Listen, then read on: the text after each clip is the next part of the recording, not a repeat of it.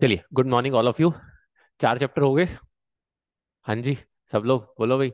Branch, departmental, yes higher sir. Purchase और investment और एक ईएस। देखा जाए, हम 45 मार्क्स का सिलेबस टक टक टक टक टक कर चुके हैं, अच्छे ढंग से कर चुके हैं, पूरे पूरे क्वेश्चंस कर चुके हैं। 80 से लेके आज तक आईसीआई ने कोई हिस्ट्री में कोई क्वेश्चन रखा होगा वो भी हमने कर दिया। ठीक है भाई देवांश? हाँ भाई। और आज हम स्टार्ट करें ब्रांच अकाउंटिंग। बहुत अच्छा चैप्टर है आज का लेक्चर।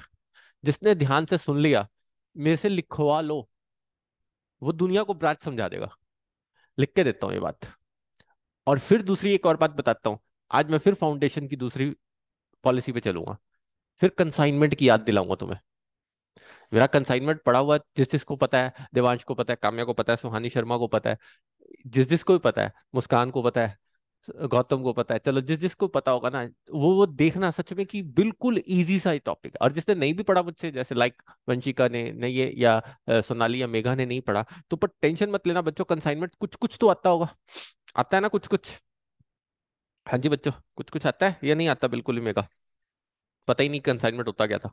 ऐसा तो नहीं है? सो याद ही नहीं है बट आ जाएगा याद आ जब जाएगा। स्टार्ट चलो करेंगे। कोई बात नहीं, याद करा देंगे। टेंशन मत लो, एक एक चीज ब्रांच की समझा के चलेंगे। और आज का लेक्चर सिर्फ और सिर्फ आपने जस्ट समझना है, नोट डाउन भी मत करना चाहे। एलएमएस तो आपके पास आता ही है, सारे नोट्स तो मेरे आते ही हैं। और कल मैंने आपके मटेरियल की भी अपलोड कर दी थी, और इन्वेस्टमेंट अकाउंट्स में ना वो मॉक टेस्ट पेपर भी डाल दिए थे आरटीपी के साथ। देख लिए होंगे शायद सबने, चेक कर लिए होंगे सबने। टेंशन ना लो, सारे आरटीपीस करके जाएंगे हम, सारे पेपर करके जाएंगे। प्रीवियस आरटीपी का लेक्चर देख लिया था इन्वेस्टमेंट का? जरूर। कमाल है, सारे हो गए थे आरटीपी। वाह क्या बात है, लेक्चर की जरूरत नहीं पड़ी, आरटीपी का क्वेश्चन हो गए सारे। सारे हो गए, अच्छी तरह से आ गया। ऐसा हो गया इन्वेस्टमेंट की, हाँ भाई दुनिया को सिखा दो तुम। पक्का देवांश, देख ले। देख ले भी वंशिका, कल को मुंह कर ना जाना तुम बच्चों। ये ना हो कि कल को बाद में। पता है, इंश्योरेंस में वैसे तो चैप्टर बड़ा है थोड़ा सा। थोड़ा और एक है कि उसमें ना हमने जो लॉस ऑफ प्रॉफिट और वो वाले किए ना, लॉस ऑफ स्टॉक वाले बड़े बड़े क्वेश्चन, वो करना जरूर। एक बार दोबारा उसकी प्रैक्टिस करोगे ना, तो और अच्छे हो जाएंगे। बड़े क्वेश्चन मैं जान के करा रहा हूँ, आज तक नहीं आए 20 साल से। बट मेरी बात को समझ के चलना भैया, मेरी स्ट्रेटजी को मान के चलो। आईसीआई पे भरोसा। आईसीआई किसी का सगा नहीं है। किसको बाहर कर दे, कब किसी को बाहर का रास्ता दिखा दे, कोई पता नहीं है। चाहे वो कितना भी सगा क्यों ना हो आईसीआई का, कब बाहर कह देता है ना, बाय बाय टाटा तू तो जा। दूसरे को अंदर कर लेता है, दूसरे को पहले को बाहर कर देता है। आप देख चुके हो अपने रिजल्ट्स के अंदर। जिस जो बच्चे आपकी क्लास में नॉर्मल थे वो 300 पार। ठीक है सब, और कईयों को 200 पार। डिफरेंस ला देता है 100 100 नंबर का बच्चों। और ऐसा नहीं कि वो उनकी परफॉर्मेंस में 100 नंबर का डिफरेंस है। स्लैशिंग लगानी उन्होंने किस पे है? जो 250 से 200 के बीच में लुढ़क रहे हैं। 270 280 वालों पे स्लैशिंग लगाते नहीं, वो रिजल्ट दिखाना है उनको। यही सी एंटर में करते हैं, बोथ ग्रुप पे स्लैशिंग नहीं लगती ज्यादा। बट अगर आप फर्स्ट सिंगल ग्रुप देते तो आईसीआई का कोई भरोसा नहीं है, 50 नंबर सबके काट दे। ये आईसीआई है, इसलिए चलो स्टार्ट करते हैं आज ब्रांच अकाउंटिंग।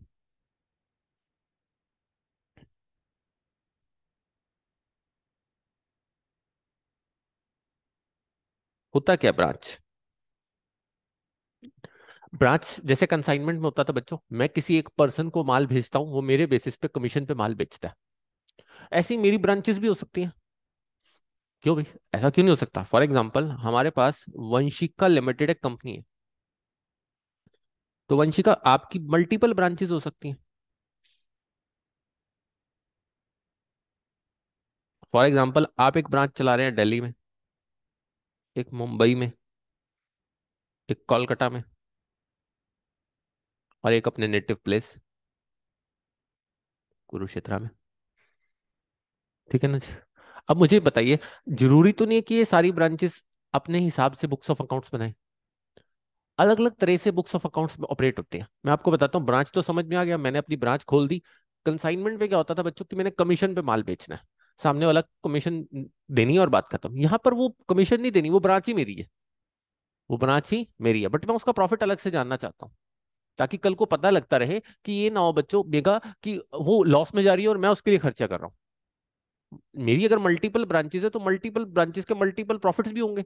तो उन प्रॉफिट्स को अलग अलग निकाल के चलूंगा, ताकि मुझे पता रहे कि मेरी ये ब्रांचेस अच्छा काम कर रही हैं या नहीं कर रही हैं। अब उसमें भी कुछ तरीका है। एक होती है डिपेंडेंट ब्रांच, मैंने उसको कह दिया कि तू मेरे ऊपर डिपेंडेंट रहे, सब कुछ मैं बताऊंगा। एक होती है इंडिपेंडेंट ब्रांच, मैंने उसको कह दिया कि आप अपनी मर्जी से काम करो, मुझे तो प्रॉफिट से मतलब है, आप जैसे मर्जी थोड़े बहुत खर्चे ऊपर नीचे कीजिए, बेसिस हमारे ही रहेंगे, बट आप अपने हिसाब से मैनेज कीजिए। और एक जो इंडिया में नहीं है, जो बाहर खुलती है आज की डेट में, उसे हम बोलते हैं फॉरेन ब्रांच। तो तीन तरह की अकाउंटिंग हम इसमें पढ़ते हैं। एक डिपेंडेंट, जो हमारे ऊपर डिपेंडेंट है, बुक्स ऑफ अकाउंट्स भी हम ही बनाएंगे। जो इंडिपेंडेंट होंगी उसकी बुक्स ऑफ अकाउंट्स हम बनाएंगे, वो इंडिपेंडेंट है, अपनी मर्जी से बुक्स ऑफ अकाउंट्स बनाएगा। और जो फॉरेन में बैठे हैं उसके बारे में बात बात करेंगे। तो सबसे पहले हमें डिपेंडेंट और इंडिपेंडेंट को समझ के चलना है कि डिपेंडेंट कौन सी ब्रांच है। बिल्कुल कंसाइनमेंट की तरह ही चलेगा। जैसे माल भेजते थे तो कहते थे हम गुड सेंड टू कंसाइनमेंट, यहाँ बोलेंगे गुड सेंड टू ब्रांच। वो खर्चे करेगा, फिर उसके अलग से सेल आएंगी, उसके प्रॉफिट्स आएंगे, वही सेम चीज चल रही है। ये नहीं कह रहा हूँ कि जिसने कंसाइनमेंट नहीं पढ़ा तो उसको उसके साथ से लिंक है, मैं उसको समझाने की कोशिश कर रहा हूँ कि ये है क्या बेसिकली। बेसिकली है क्या मेगा, होता क्या कि फॉर एग्जांपल मैंने किसी एक को सामान भेज दिया और मैंने उसको कहा है कि आपने अब मेरा सामान क्या करना है, जब आपके पास पहुंच गया तो आपने बेचना है। उसको जब आप बेचेंगे तो मैं रिकॉर्ड करूंगा अपने पास क्रेडिट साइड, जब मैं भेज रहा हूं तो मैं रिकॉर्ड करूंगा डेबिट साइड। जो उसका पैसा आएगा रिकवर होके वो क्या मेरा क्या कहलाएगा, ऑब्वियस है, कम उसके ऊपर मैं क्या दूंगा, उसका प्रॉफिट्स निकालूंगा। तो वही सब चीजें यहाँ पर एक एक चीज को समझ के चलेगी कि है क्या, और अच्छे ढंग से समझेंगे और बिल्कुल क्रिस्टल क्लियर। आपने नोट डाउन नहीं करना, मेगा सोनाली कोई मत नोट डाउन करना, स्वाति शर्मा कुछ मत नोट डाउन करना, पहले लेक्चर सुनना सब लोग। पहले सब लोग क्या सुनेंगे, लेक्चर सुनेंगे। ठीक है, जो रिकॉर्डेड में भी सुन रहे हैं वो भी, जो आज छुट्टी पे है वो भी कह रहा हूँ रिकॉर्डेड पहले लेक्चर सुनना, फिर इसको समझना। तो तीन तरह की ब्रांचेज हैं। डिपेंडेंट ब्रांच,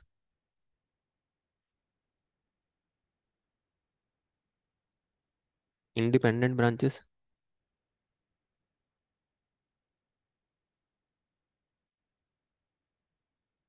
और फॉरेन ब्रांच।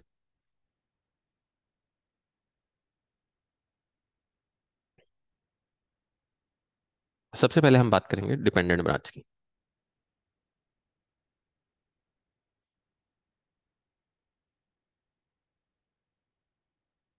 फॉर एग्जांपल ये एचओ है, इसकी ब्रांच है ब्रांच 1 B1 B2 B3 और B4।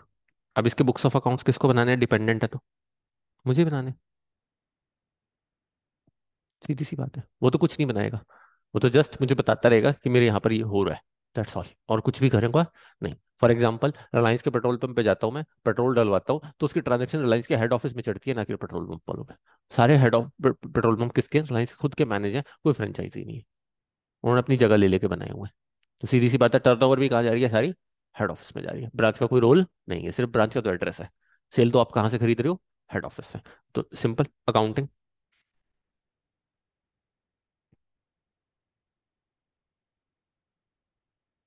Branch is done by head office itself.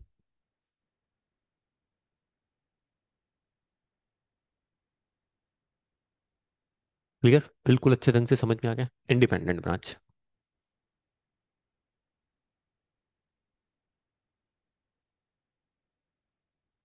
अब जो इंडिपेंडेंट होगी वो separate set of the books of account बनाएगी, खुद अपने आप बनाएगी। तो लिख सकते हो separate set of books are maintained at head office. मेरी वर्डिंग देखना क्या लिखा है मैंने, एंड ब्रांच। समझ आया कुछ कुछ मैंने क्या लिख दिया। तुम्हारे दिमाग में क्या चल रहा था, इंडिपेंडेंट ब्रांच क्या चल रहा था आपके दिमाग में, कि वो खुद बनाएगी और हेड ऑफिस को सिर्फ बता देगी। मैंने क्या लिखा है, सेपरेट सेट बनेंगे, कौन बनाएगा, हेड ऑफिस के पास भी बनेंगे और कहाँ बनेंगे, ब्रांच के पास भी बनेंगे, दोनों के पास बनेंगे। तो बहुत इंपॉर्टेंट पॉइंट मैंने यहाँ लिखा है, ध्यान रखना इस चीज को, क्योंकि दिमाग में यही जा रहा होता है इंडिपेंडेंट का मतलब क्या है, वो खुद बनाएगी सिर्फ। Clear, very good. Foreign branch, इसमें सोनाली हम क्या पढ़ेंगे, AS11। कहती सर आप एक और AS लपेट दोगे साथ साथ। यस सोनाली, हम एक और AS लपेट देंगे साथ साथ। जब ब्रांच खत्म होगा इसी के साथ एक AS आपका समाप्त हो जाएगा। ठीक है भी, clear Sonali ji. Yes sir. Company India में है और ब्रांच इज आउटसाइड इंडिया। तो तुम टेंशन मत लेना, इसके सारे AS के क्वेश्चंस साथ साथ कवर करेंगे, इसमें भी कराऊंगा उसमें भी कराऊंगा। फर्स्ट ग्रुप का अकाउंट्स पानी है पानी, पी जाना बस। 10 चैप्टर इतना सिर्फ, कुछ भी नहीं है। आधा सिलेबस हमारा हो गया। चलो, अब डिपेंडेंट ब्रांच सबसे पहले।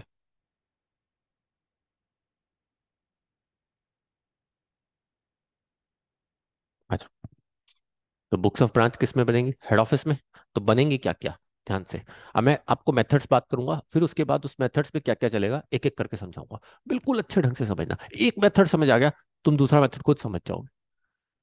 मेरी बात मतलब गॉड प्रॉमिस बोल रहा हूँ, एक बार ध्यान से सुनते जाना बस।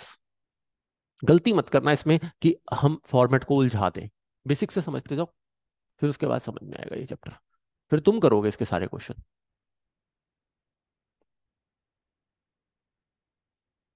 Books of branch are maintained bye,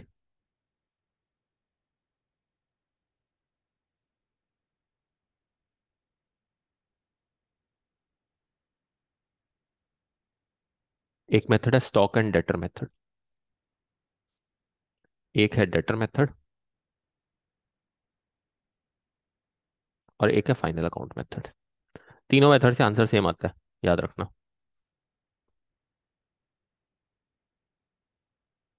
सबसे इजी है आपके पास final account method. Stock and debtor method, stock के बाद अगर आधा कर दिया जाए तो उसको डेटर बन जाता है। और सबसे इंपॉर्टेंट है stock and debtor method, paper के पॉइंट ऑफ व्यू से, जो बार बार आता है। ठीक है, चले। अब कुछ कुछ यादें ताजा करते हैं कंसाइनमेंट वाली। इनवॉइस प्राइस याद है? मेगा क्या होता है, इनवॉइस प्राइस क्या होता है? मेगा कोई 100 रुपए की चीज जब हेड ऑफिस अपनी ब्रांच को देता है ना, कभी सच नहीं बोलता। तो उसमें कुछ ना कुछ घोचला लगा के भेजता है, डिपार्टमेंटल में भी हमने पढ़ा था। तो वो क्या है घोचला? Invoice price. और इनवॉइस प्राइस और लिस्ट प्राइस भी होता है एक। अगर वो ब्रांच उसको और महंगा बेच दे तो वो लिस्ट प्राइस है। सोनाली, वो क्या होता है? लिस्ट प्राइस है। क्लियर, समझ में आ रहा है सोनाली? यस।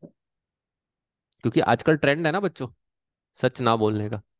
सच तो दुनिया में रहा ही नहीं, झूठ ही झूठ चल रहा है सारी दुनिया में। तो ये क्या होगा? Invoice price. एचओ ने बेचा किसको? ब्रांच को। अगर अब सेल टू कस्टमर, ध्यान से सुनना। केस वन, अगर 120 पे बिक रहा है तो वंशी का इसका मतलब इनवॉइस पे बिक रहा है, इनवॉइस पे आया, इनवॉइस पे बिक गया। पर देवांश, अगर फॉर एग्जांपल 150 पे बिका तो ये 150 क्या होगा? इसको क्या बोलेंगे? List price. ठीक है, राइट। ठीक, बिल्कुल डिपार्टमेंटल कंसाइनमेंट सारा समझते जाओगे, कोई दिक्कत नहीं है। सबसे पहला मेथड लिखते हैं हम, stock and debtor method.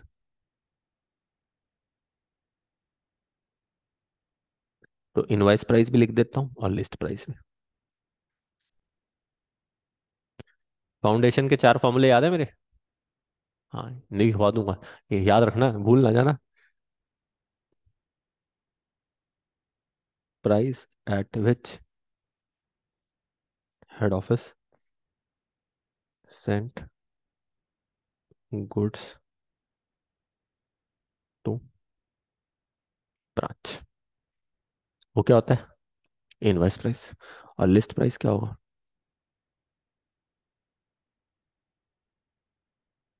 Price at which branch sold goods to customer.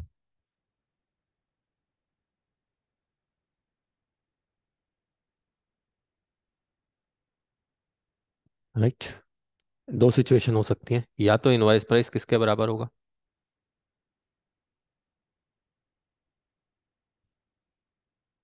या फिर इनवॉइस प्राइस छोटा होगा किससे?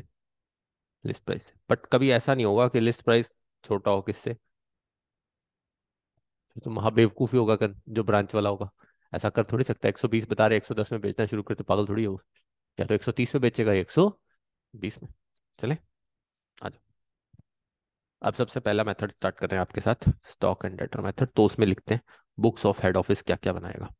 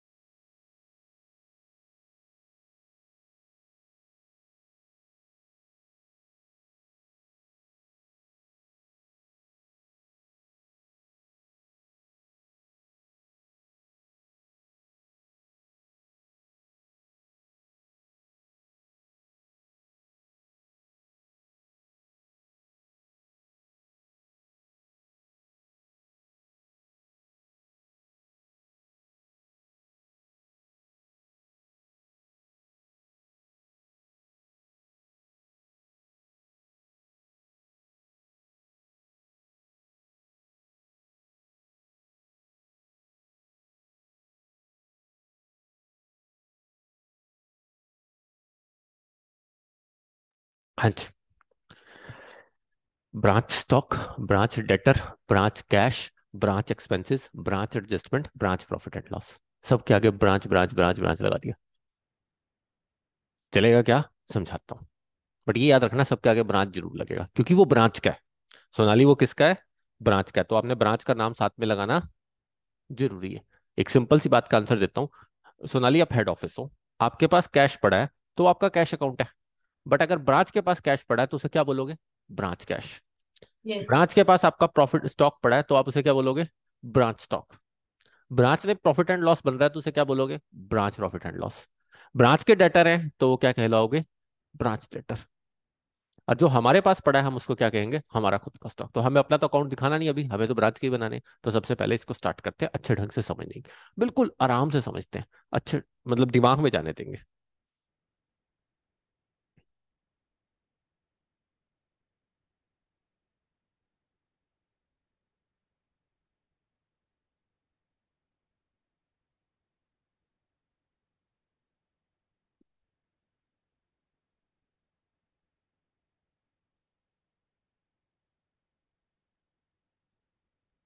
ये debit side.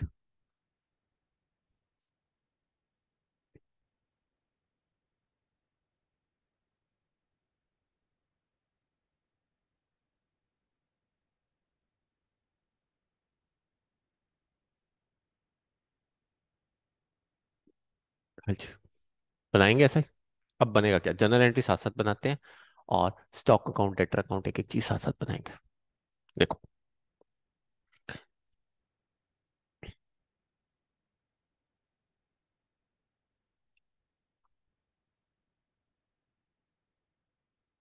In case head office sent goods to branch. मुझे एक बात का आंसर दो, कोई ब्रांच का नाम बता सकते हो? मैं तुम्हारे यहाँ पर एक बेकरी है, नाम बताता हूँ, मोहन बेकरी। सबने नाम सुना है? सुना है? कुरुक्षेत्र सेक्टर 17 में सुना है? हाँ जी, मेरा नाम सुना है मोहन बेकरी का? हाँ जी। Yes sir. सोनाली, तेरे गुड़गांव में एक बंगला स्वीट्स है। बंगला स्वीट्स है कौन सा है वो, जिसपे शायद कुल्फी बहुत अच्छी मिलती है? मंगला स्वीट्स है शायद, ऐसा ही है ना? सेक्टर मेरे ख्याल से 14 में। हाँ जी सर। है ना? मैं सही बोल रहा हूँ? हाँ जी। देखा, मैं गली गली घूम के आता हूँ, ऐसी बात नहीं है। ऐसे ही तुम्हारे वहाँ ओम स्वीट्स है ना? ओम स्वीट्स बहुत फेमस है। हाँ जी सर। तो अब मुझे एक बात का आंसर दे सोनाली, ओम स्वीट्स का एक हेड ऑफिस होगा? और यस सारा सर। सारा सामान बन के कहाँ से जाता होगा? हेड ऑफिस है। हेड ऑफिस से। हमारे यहाँ मोहन बेकरी है, तो वो कहाँ से आता है? अंबाला से सारा बन के आता है। सुबह 11 बजे गाड़ी आ जाती है, और जितनी पैटिस चाहिए, पेस्ट्रीज चाहिए, सब पीछे से आता है। तो और ये तो सिर्फ बेचते हैं, और शाम को जो सेल होती है वो कलेक्शन होके कहाँ चली जाती है? फिर हेड ऑफिस। मतलब ये कोई फ्रेंचाइजी नहीं है मोहन बेकरी, ये ब्रांच है उनकी, अंबाला वालों की। सबको पता है। अंबाला भी है, पटियाला भी है बहुत, और आसपास जगह पे भी है। ऐसे ही तुम्हारे होम स्वीट्स पे भी ऐसे ही चलता है बच्चों। अच्छा, ऐसे ही आपके पास अगर मैं बात करूं, तो मैं आपको जो मंगला स्वीट्स की बात कर रहा हूँ, वो जो कुल्फी वाला बैठा है, 3 4 शॉप्स है उसकी वहां पर भी, गुड़गांव के अंदर। और भी बहुत सारे बैठे हैं जो खाने पीने के ऐसे ऐसे आउटलेट दुनिया भर के भरे पड़े हैं। ठीक है। तो अब वहां पर क्या चलता है कि हेड ऑफिस भेजेगा गुड्स ब्रांच को। बट अब देवांश थोड़ा सा दिमाग लगा, जो हेड ऑफिस गुड्स भेजेगा तो वो क्या लिखेगा? Goods and to branch. But कम किसको करेगा? अपनी परचेजेस को, क्योंकि परचेजेस में से उठा के माल किसको दे देगा? ब्रांच को दे देगा। यही होगा। तो सबसे पहले जो आपके दिमाग में एंट्री बनती है, तो वो क्या बनता है? फॉर एग्जाम्पल, मैं अंबाला मोहन बेकरी हूं, तो मैंने क्या किया होगा? परचेजेस टू कैश, 1 लाख रुपए, जो भी माल खरीदा। मैं तुम्हें रफ समझा रहा हूँ। और फिर जब मैं सेल करूंगा तो मैं क्या एंट्री करूंगा? जो मैं ब्रांच को भेजूंगा तो मैं क्या एंट्री करूंगा? Goods send to branch. Same consignment की तरह। टू, यहां से क्या निकल जाएगी? परचेज। परचेज उसकी क्या हो जाएगी? अब यहां लिख दूंगा साथ में, गुड्स हैव बीन यूज्ड, क्योंकि परचेज को तो कम करना ही पड़ेगा, of purpose other than sale. किसके? सेल के बिना का जो पर्पस है। अब सोनाली, एक बात का आंसर दे, अब ये ब्रांच किस में लिखेगा? हम तो हेड ऑफिस हैं, बट हम हेड ऑफिस होते हुए ब्रांच का क्या बना रहे हैं? Stock account. स्टॉक अकाउंट बना रहे हैं और ब्रांच के अकाउंट्स बना रहे हैं। तो ब्रांच क्या लिखेगा? ब्रांच के लिए क्या बना है आके? स्टॉक बना है। बट ये ब्रांच स्टॉक है, ये क्या है? ब्रांच स्टॉक है। थोड़ा सा समझने की कोशिश करना। मैं अंबाला का मोहन बेकरी हूँ। मेरे पास परचेजेस आई, मैंने केक्स मंगवाए, केक्स आए काफी सारे, परचेज किए। मैं एक एग्जांपल ले रहा हूँ, ये मेरी परचेजेस थी, मैंने कुरुक्षेत्रा की ब्रांच में डाल दिए। तो जैसे ही मैंने कुरुक्षेत्रा डाल दिए तो मैंने अपनी परचेजेस को क्या कर लिया? कम कर लिया। कम करते ही परचेजेस कम होगी तो क्या हुआ? Good send to branch to purchases, branch को चलेगी। अब ब्रांच क्या लिखेगा? ब्रांच की बुक्स ऑफ अकाउंट्स में ब्रांच के हिसाब से मैं क्या सोचूं? तो ब्रांच के लिए क्या बन गया? ब्रांच का stock to good send to branch, to goods and to. तो वो ये स्टॉक अकाउंट में जाएगा। किस में जाएगा? Stock account. तो इसका मतलब ये गुड्स एंड टू ब्रांच किस में जाएगा? स्टॉक अकाउंट में, to goods and to branch. जो आपके पास फाउंडेशन में कंसाइनमेंट अकाउंट होता था, वो यहाँ पर ब्रांच स्टॉक अकाउंट है। वो यहाँ पर क्या है? ब्रांच। यहाँ आएगा to goods and to branch. यहाँ आएगी जो सेल किया आपने, ब्रांच में माल बेच दिया, जो भी आपने पैसे आए, उसके बाद जीपी निकल जाएगा। सेम वही किस्सा है, सेम वही कहानी है। मतलब यहाँ सब कुछ किस में होना है? ब्रांच स्टॉक में होना है। यहाँ सब कुछ किस में होना है? बस आप कहोगे सर फिर ये एंट्री क्यों बताई, मत बताते, ये एंट्री कंफ्यूज क्यों कर रहे हो? बट बच्चों बतानी है ना, क्योंकि हेड ऑफिस दो एंट्री करेगा। हेड ऑफिस हूं मैं यहाँ पर, बुक्स किसके बना रहा हूँ? हेड ऑफिस बना रहा है किसके? ब्रांच के। तो अपनी परचेज को कम करेगा और किस में डाल देगा? ब्रांच स्टॉक में। मेगा किस में डाल देगा? ब्रांच स्टॉक में। अब समझ में आ रही है? तो फिर क्या एंट्री पास ऑन होगी मेगा? Branch stock account debit to goods send to. और यहां पर नरेशन लिखनी हो तो क्या लिखूंगा? Being goods receive by branch. Sonali बिल्कुल क्लियर हो गया? अच्छे ढंग से दिमाग में गया? Yes sir. अच्छे ढंग से मेगा? बिल्कुल। Yes sir. पर सर मतलब तो एक कंफ्यूजन ये है कि सर ये हेड ऑफिस अपने मतलब जर्नल में लिखेगा सेकंड एंट्री में। हाँ, ये भी हेड ऑफिस ही लिखेगा अपने जर्नल में। ये सारी एंट्रीज कर हेड ऑफिस ही रहा है। बट हेड ऑफिस अब इस स्टॉक को ब्रांच स्टॉक बना देगा। और ब्रांच स्टॉक में क्या लिख देगा? To goods and to branch. Branch को भेज रखी है मैंने। अब क्लियर हुआ? अब समझ में आया? मोहन बेकरी सुबह 11 बजे जब सामान निकलता होगा तो कुरुक्षेत्रा बेकरी के अकाउंट में डाल देता होगा, कुरुक्षेत्रा मोहन बेकरी। अंबाला से निकाल देता होगा, अंबाला की परचेज कम कर देता होगा। अब समझ में आ रही है बात? नहीं तो फिर आपस में तो कॉन्फ्लिक्ट हो जाएगा। बताइए, क्लियर हुआ बिल्कुल अच्छे ढंग से? Yes sir. किसी को डाउट देवांश? बिल्कुल भी? पक्का? चलो।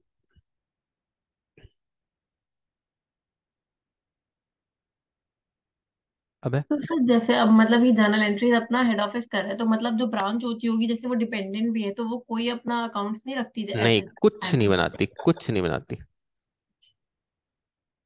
ठीक है। अगर आप कुरुक्षेत्रा मोहन बेकरी के पास जाएंगे या गुड़गांव में किसी भी अगर आप अकाउंट में जाएंगे, वो कहेंगे हमारे हेड ऑफिस से कंसल्ट कीजिए, ये तो ब्रांच है। आप समझ में आ रही है बात? ये तो क्या है? ब्रांच है। ठीक है। और ऐसे ही कोई ओपनिंग स्टॉक पड़ा होगा तो उसे क्या लिख सकते हो? Balance BD. ठीक है। ब्रांच के पास कोई पुराना स्टॉक पड़ा है तो वो क्या लिख सकते हैं? Balance BD. यहां तक कोई दिक्कत? चले। अब ब्रांच माल बेचेगा, क्या आएगा? कैश। बट कम क्या होगा? स्टॉक। कम क्या होगा? स्टॉक। राइट। तो स्टॉक में से यहां पर माल बिकता है, माल भेजा जाता है, यहां पर बिकता है। बट अब जो बिकता है ना, तो उसको लिखते क्या है? ध्यान से देखना। Good sold by branch. क्या एंट्री होनी चाहिए? Cash account debit to stock, stock चला जाएगा। बट यहां पर कैश नहीं लिखा जाता। क्या लिखा जाता है? क्या लिखा जाता है बच्चों? Branch cash to branch. समझ में आ रहा है देवांश जी? यहां पर क्या लिख दूंगा? Bye branch cash. मेरे पास क्या आ गया?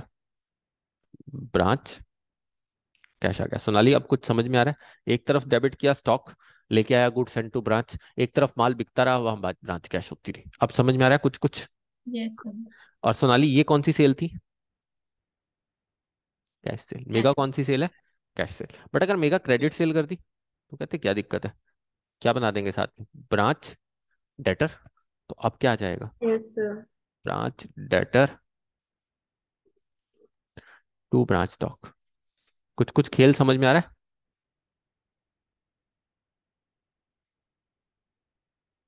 यहाँ लिखोगे बाय ब्रांच डेटर।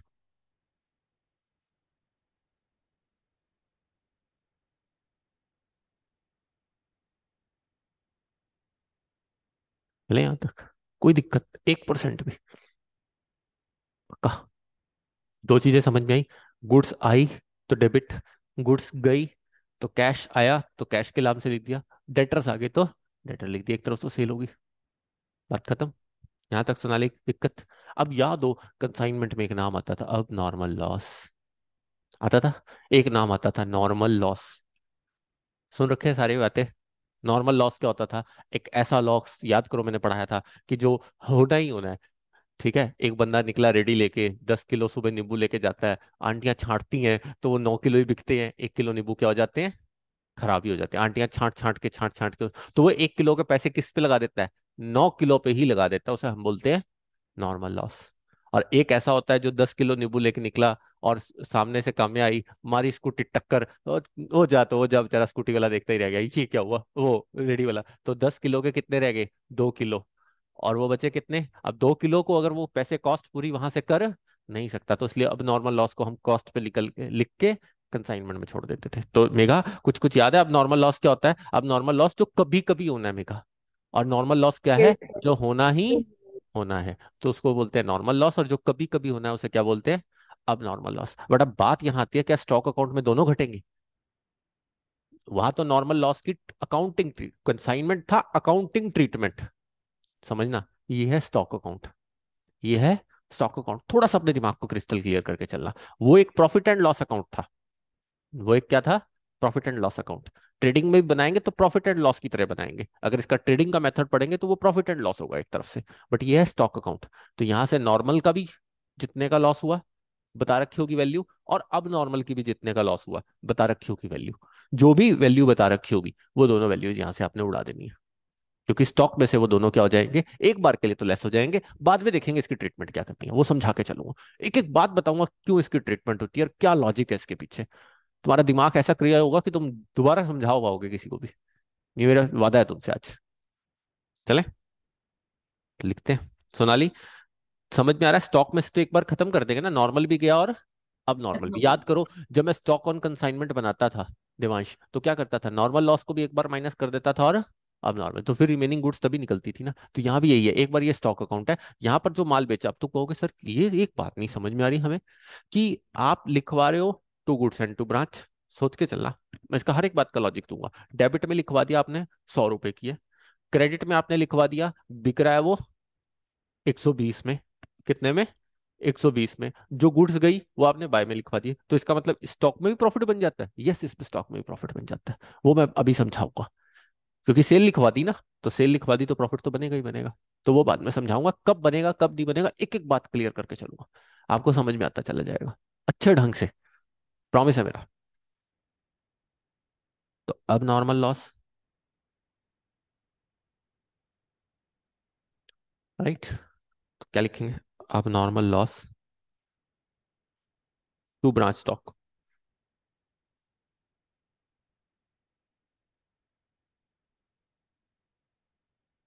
और नॉर्मल लॉस को आगे लिख लेना रेगुलर या फ्रीक्वेंट लॉस, कहीं भूल जाओ कोई बच्चा नॉर्मल क्या होता है।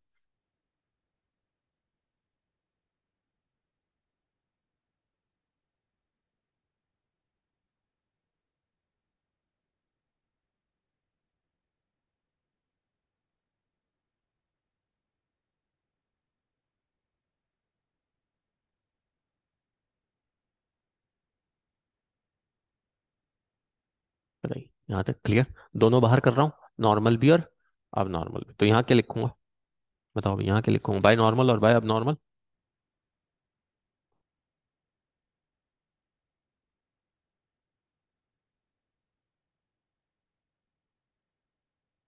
जितने की वैल्यू बता रखी होगी।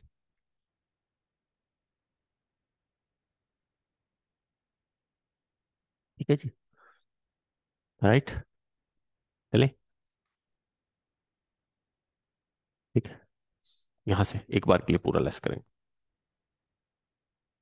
अच्छा, उसके बाद अब ब्रांच रिटर्न भी करेगा शाम को जो बच जाएगा। तो जब आ रहा था तो क्या लिखते थे? Goods and to branch. ठीक है, और अब अगर वापस करेगा तो क्या करेगा? By goods and to branch. ठीक है जी।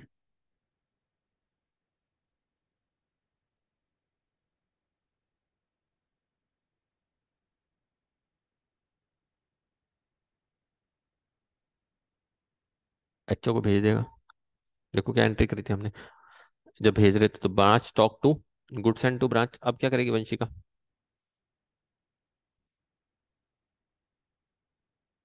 Goods and to branch stock.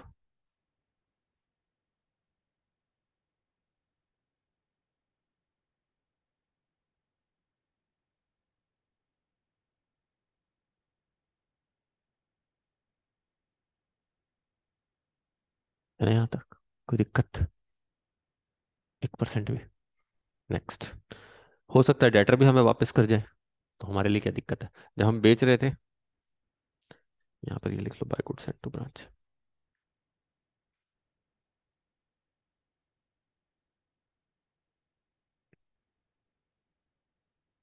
ठीक है जी। और जब हम बेच रहे थे तो क्या लिखते थे? Branch debtor to branch stock. जब वापस आएगा तो क्या कर देंगे? Branch stock to branch debtor. तो क्या आ जाएगा यहाँ पर? टू ब्रांच डेटर, यहाँ लिख देंगे। और ब्रैकेट में लिख देना गुड्स रिटर्न्ड बाय कस्टमर। एक तरफ से सेल्स रिटर्न वाली एंट्री है। सोनाली मेगा समझ में आ रहा है? Yes sir. Yes sir.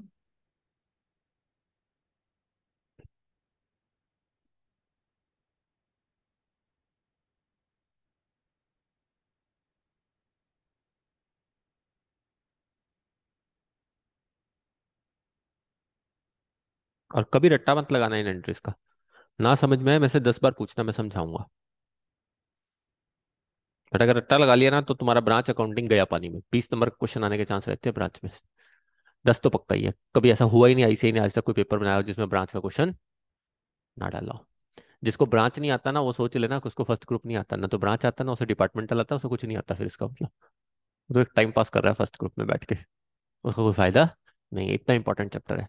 जैसे सेकंड ग्रुप में पार्टनरशिप और अमलगामेशन बहुत इंपॉर्टेंट चैप्टर है, क्योंकि ये नींव है। 20 नंबर के क्वेश्चन डालते हैं ये। फाउंडेशन में कोई 20 नंबर का क्वेश्चन नहीं होता, इसमें 20 नंबर का क्वेश्चन आता है। तुम्हें दिखा चुका हूँ परसों इन्वेस्टमेंट अकाउंटिंग। और इसीलिए बेसिक से कराया था, और आज भी बेसिक से करा रहा हूँ। अब बहुत ध्यान से जादू दिखाते हैं एक। ये हेड ऑफिस, ये ब्रांच, ये कस्टमर। यहाँ से चली गुड्स 120 सोनाली, यहाँ से 120 पे ही बेच दी। No surplus if there is no difference between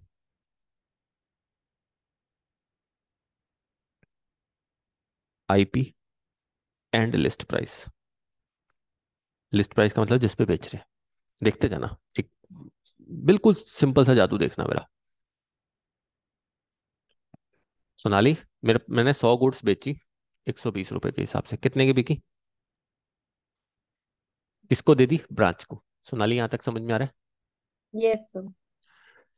मैंने 60 बेच दी 120 के हिसाब से अपने डेटर को, 7200 के। 10 नॉर्मल लॉस हो गया 120 के हिसाब से 1200 यहाँ लिख लिया। 10 अब नॉर्मल लॉस हो गया 120 के हिसाब से 1200 यहाँ लिख लिया।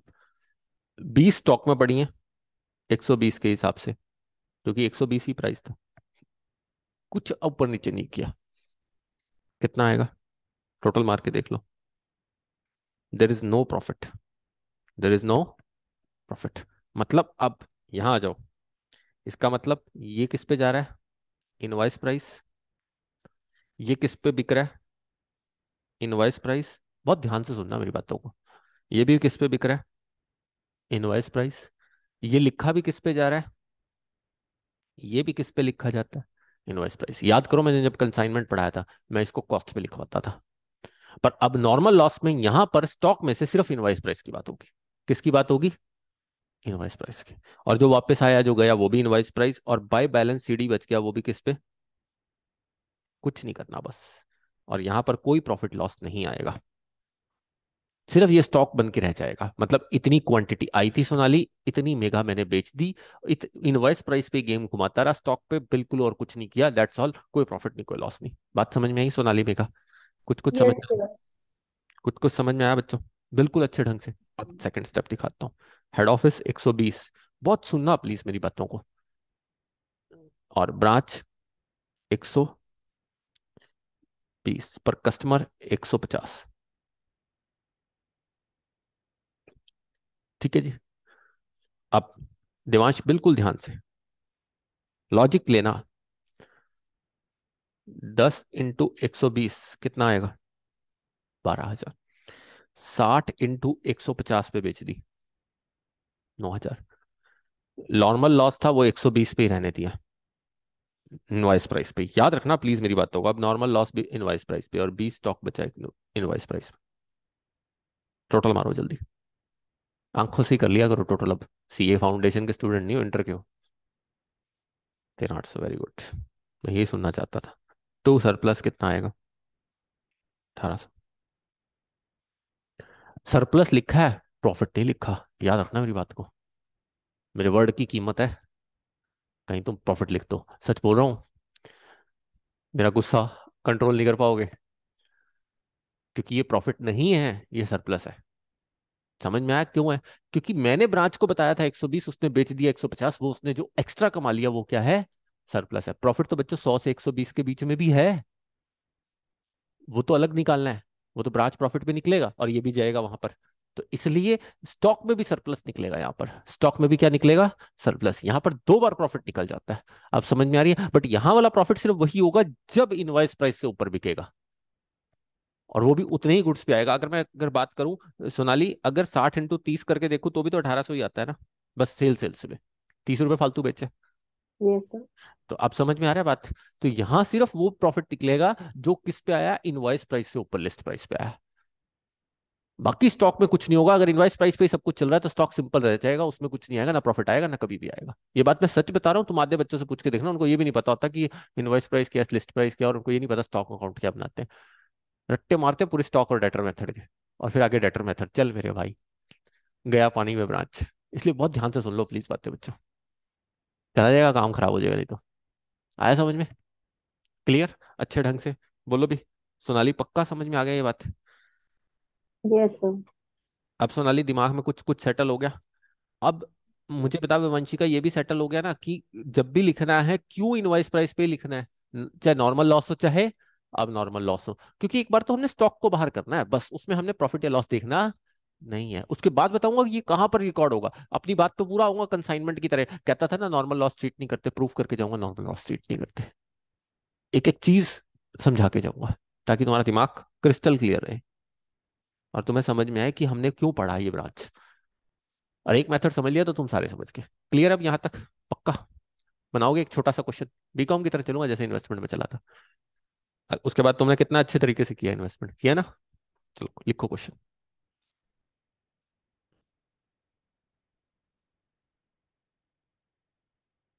स्टॉक दिया हुआ 25, good send to branch 2 lakh, cash sales at branch 1 lakh, normal loss 20,000, credit sale at branch 2.5 lakh, अब normal loss 10,000, goods return by branch 8,000, goods return by debtor 12,000, और स्टॉक एज ऑन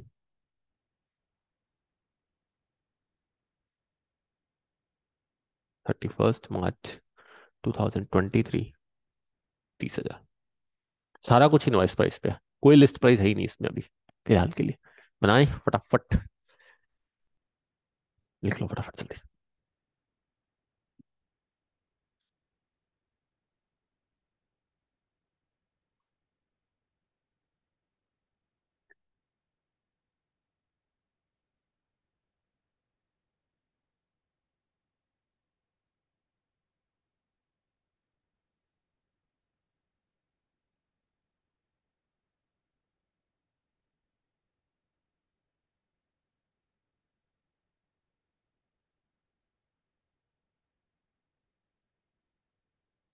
चले,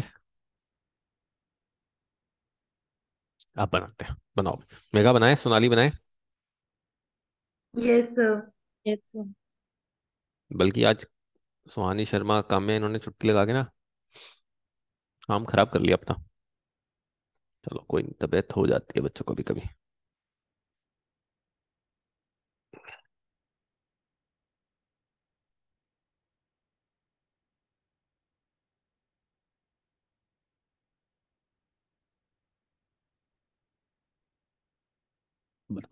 पर्टिकुलर अमाउंट, पर्टिकुलर अमाउंट बताओ भाई। Stock दिया हुआ है, क्या लिखूं? To balance BD 25,000।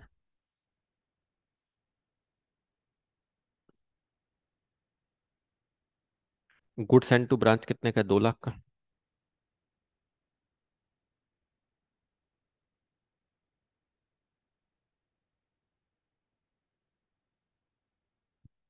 उसके बाद cash sale at branch by, बोलो भाई क्या लिखेंगे?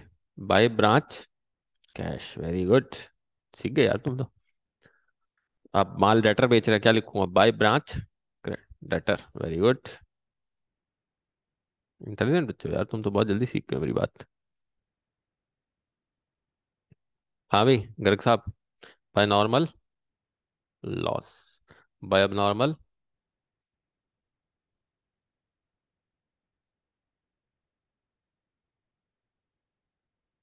बताओ भाई, 20,000 और 10,000। आप बिलीव नहीं करेंगे, मैं ऐसे इसको इसलिए समझा पा रहा हूँ क्योंकि ना मेरे को जब ब्रांच समझना पड़ा था ना, मैंने सेल्फ समझा था। तो मुझे ये समझ नहीं आ रहा था कि ये इतनी इतनी सारी एंट्रियां क्यों पाई हैं। मैंने फिर उसको खोला बैठ के, मैंने कहा यार ये लॉजिक से करता हूँ ना इसको, मैं इसको प्रॉफिट एंड लॉस तैयार करता हूँ फिर समझूंगा। फिर मैंने समझा, मैं कहा ओहो दिखावा है इसमें तो। चल लविश चंदा आप दिखावा करना सिखाते थे। फिर सीखा मैं अपने आप में, फिर दिखावा करके मैंने इंटर में कर दिए क्वेश्चन इसके सारे, मेरे को आते थे इसके सारे क्वेश्चन। गुड्स, मेरे टाइम में 20 नंबर का क्वेश्चन आया था, गुड्स रिटर्न बाय ब्रांच, बताओ भाई 8,000।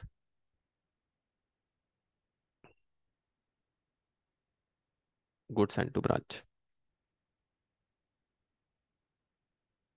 मैं कहा ये कितना तगड़ा दिखावा कर रखा है इस चैप्टर में, बच्चे बेचारे उलझा दिए सारे। सीधा सीधा बताओ ना तुम्हें प्रॉफिट एंड लॉस निकालना है इसका। Goods return by branch to branch debtor 12,000। बताओ भाई, स्टॉक बता रखा है 30,000, बाय बैलेंस सीडी। देखो टोटल दोनों का बराबर आ रहा है, नहीं आ रहा तो सरप्लस होगा, अगर आ रहा है तो इसका मतलब कुछ नहीं है। सरप्लस होगा तो उसे हम ब्रांच एडजस्टमेंट में डाल देंगे, अगर है तो। है भी कोई? क्योंकि अलग अलग प्राइस नहीं दे रखे ना, क्वेश्चन सिंपल था।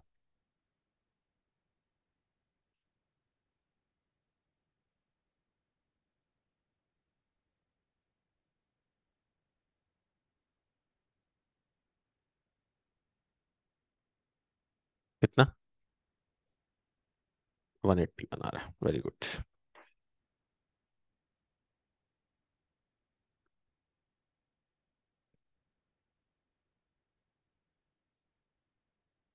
हाँ जी, एडजस्टमेंट में। वहां से हम सफर लेके निकलेंगे ब्रांच प्रॉफिट एंड लॉस में। एडजस्टमेंट में इकट्ठा करते हैं प्रॉफिट, कैसे करते हैं वो भी समझाऊंगा। चले बच्चों, दिमाग कर चले। अब बनाए ब्रांच डेटर। अब आगे के अकाउंट शुरू करते हैं अपने। सोनाली मेगा चले। Yes sir. अच्छा,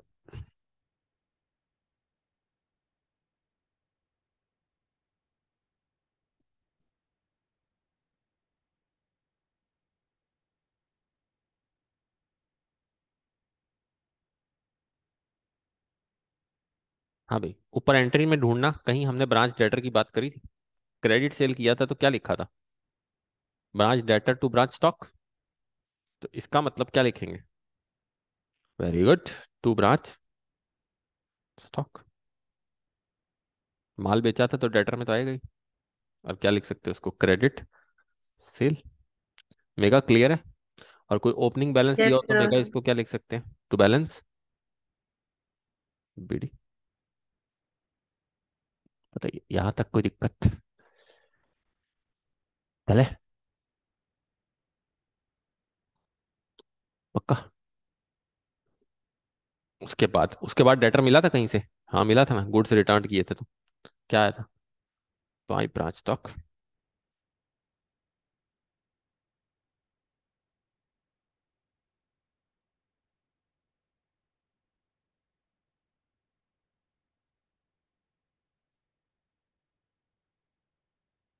ठीक है जी।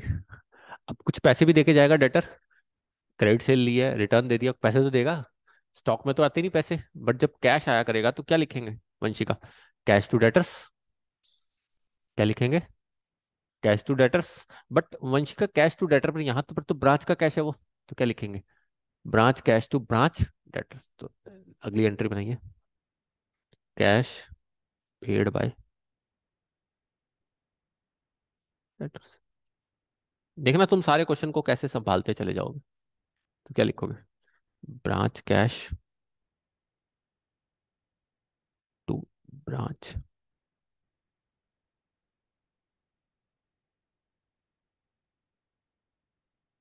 Debtors. Branch cash to branch debtors, तो क्या यहाँ पर क्या लिख लेंगे? By branch cash. Clear Sonali? Yes sir. Cash paid by debtors. चलिए यहाँ तक कोई दिक्कत? 1% भी? उसके बाद अब बैड डेब्ट्स भी हो सकते हैं, डिस्काउंट भी देना पड़ सकता है। बैड डेब्ट्स होंगे, डिस्काउंट होंगे, तो डेटर तो कम होंगे, तो ये तो सीधी सी बात है, डेटर में तो इधर आएगा। बट किस नाम से चला जाएगा? ब्रांच बैड डेब्ट्स नहीं लिखेंगे, ब्रांच डिस्काउंट नहीं लिखेंगे, क्या लिख देंगे? ब्रांच एक्सपेंसेस में डाल देंगे सीधा। वैसे एक ही फंडा है यहाँ पर, सारा कुछ कहाँ चलता रहता है? एक्सपेंसेस में। वेरी गुड, समझ आ गया तुम्हें। तो क्या लिखेंगे?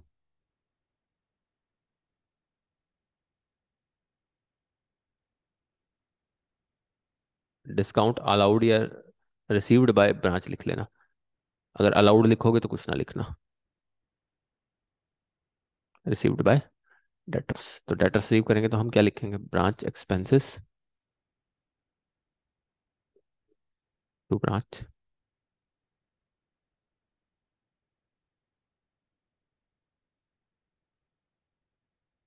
यहाँ क्या लिख लो? बाय ब्रांच एक्सपेंसेस, जैसे बेड डेप्ट्स या डिस्काउंट। बाकी क्या बच जाएगा? Excuse me sir. यस बोलो। इसमें मतलब डिस्काउंट रिसीव्ड बाय डेटर्स कैसे आ सकता है? रिसीव्ड बाय डेटर, डेटर ने अगर रिसीव किया होगा तो हमारे लिए तो खर्चा है ना, तो हम एक्सपेंसेस ही तो मानेंगे उसे। डेटर कम कर लेंगे ना, डेटर डेबिट होते हैं, कम करने के लिए क्रेडिट कर लिए। ठीक है जी। एक्सपेंस वाला तो समझ आ गया, मतलब डिस्काउंट रिसीव्ड बाय डेटर्स जो आपने लिखा है। रिसीव्ड बाय डेटर मतलब डेटर ने रिसीव किया ना, हमने थोड़ी किया। हमारे लिए तो वो खर्चा हो गया ना, अब समझ में आ गई बात? हाँ जी। टोन बदल के लिखा है। अब क्लियर सोनाली? चले यहाँ तक? यस यहाँ सर, तक यस। किसी को दिक्कत? चले। अब बनाते हैं ब्रांच डेटर, समझ में आ गया अच्छे ढंग से। अब क्या बनाते हैं? ब्रांच कैश, फिर बनाएंगे ब्रांच एक्सपेंसेस और एडजस्टमेंट और प्रॉफिट एंड लॉस।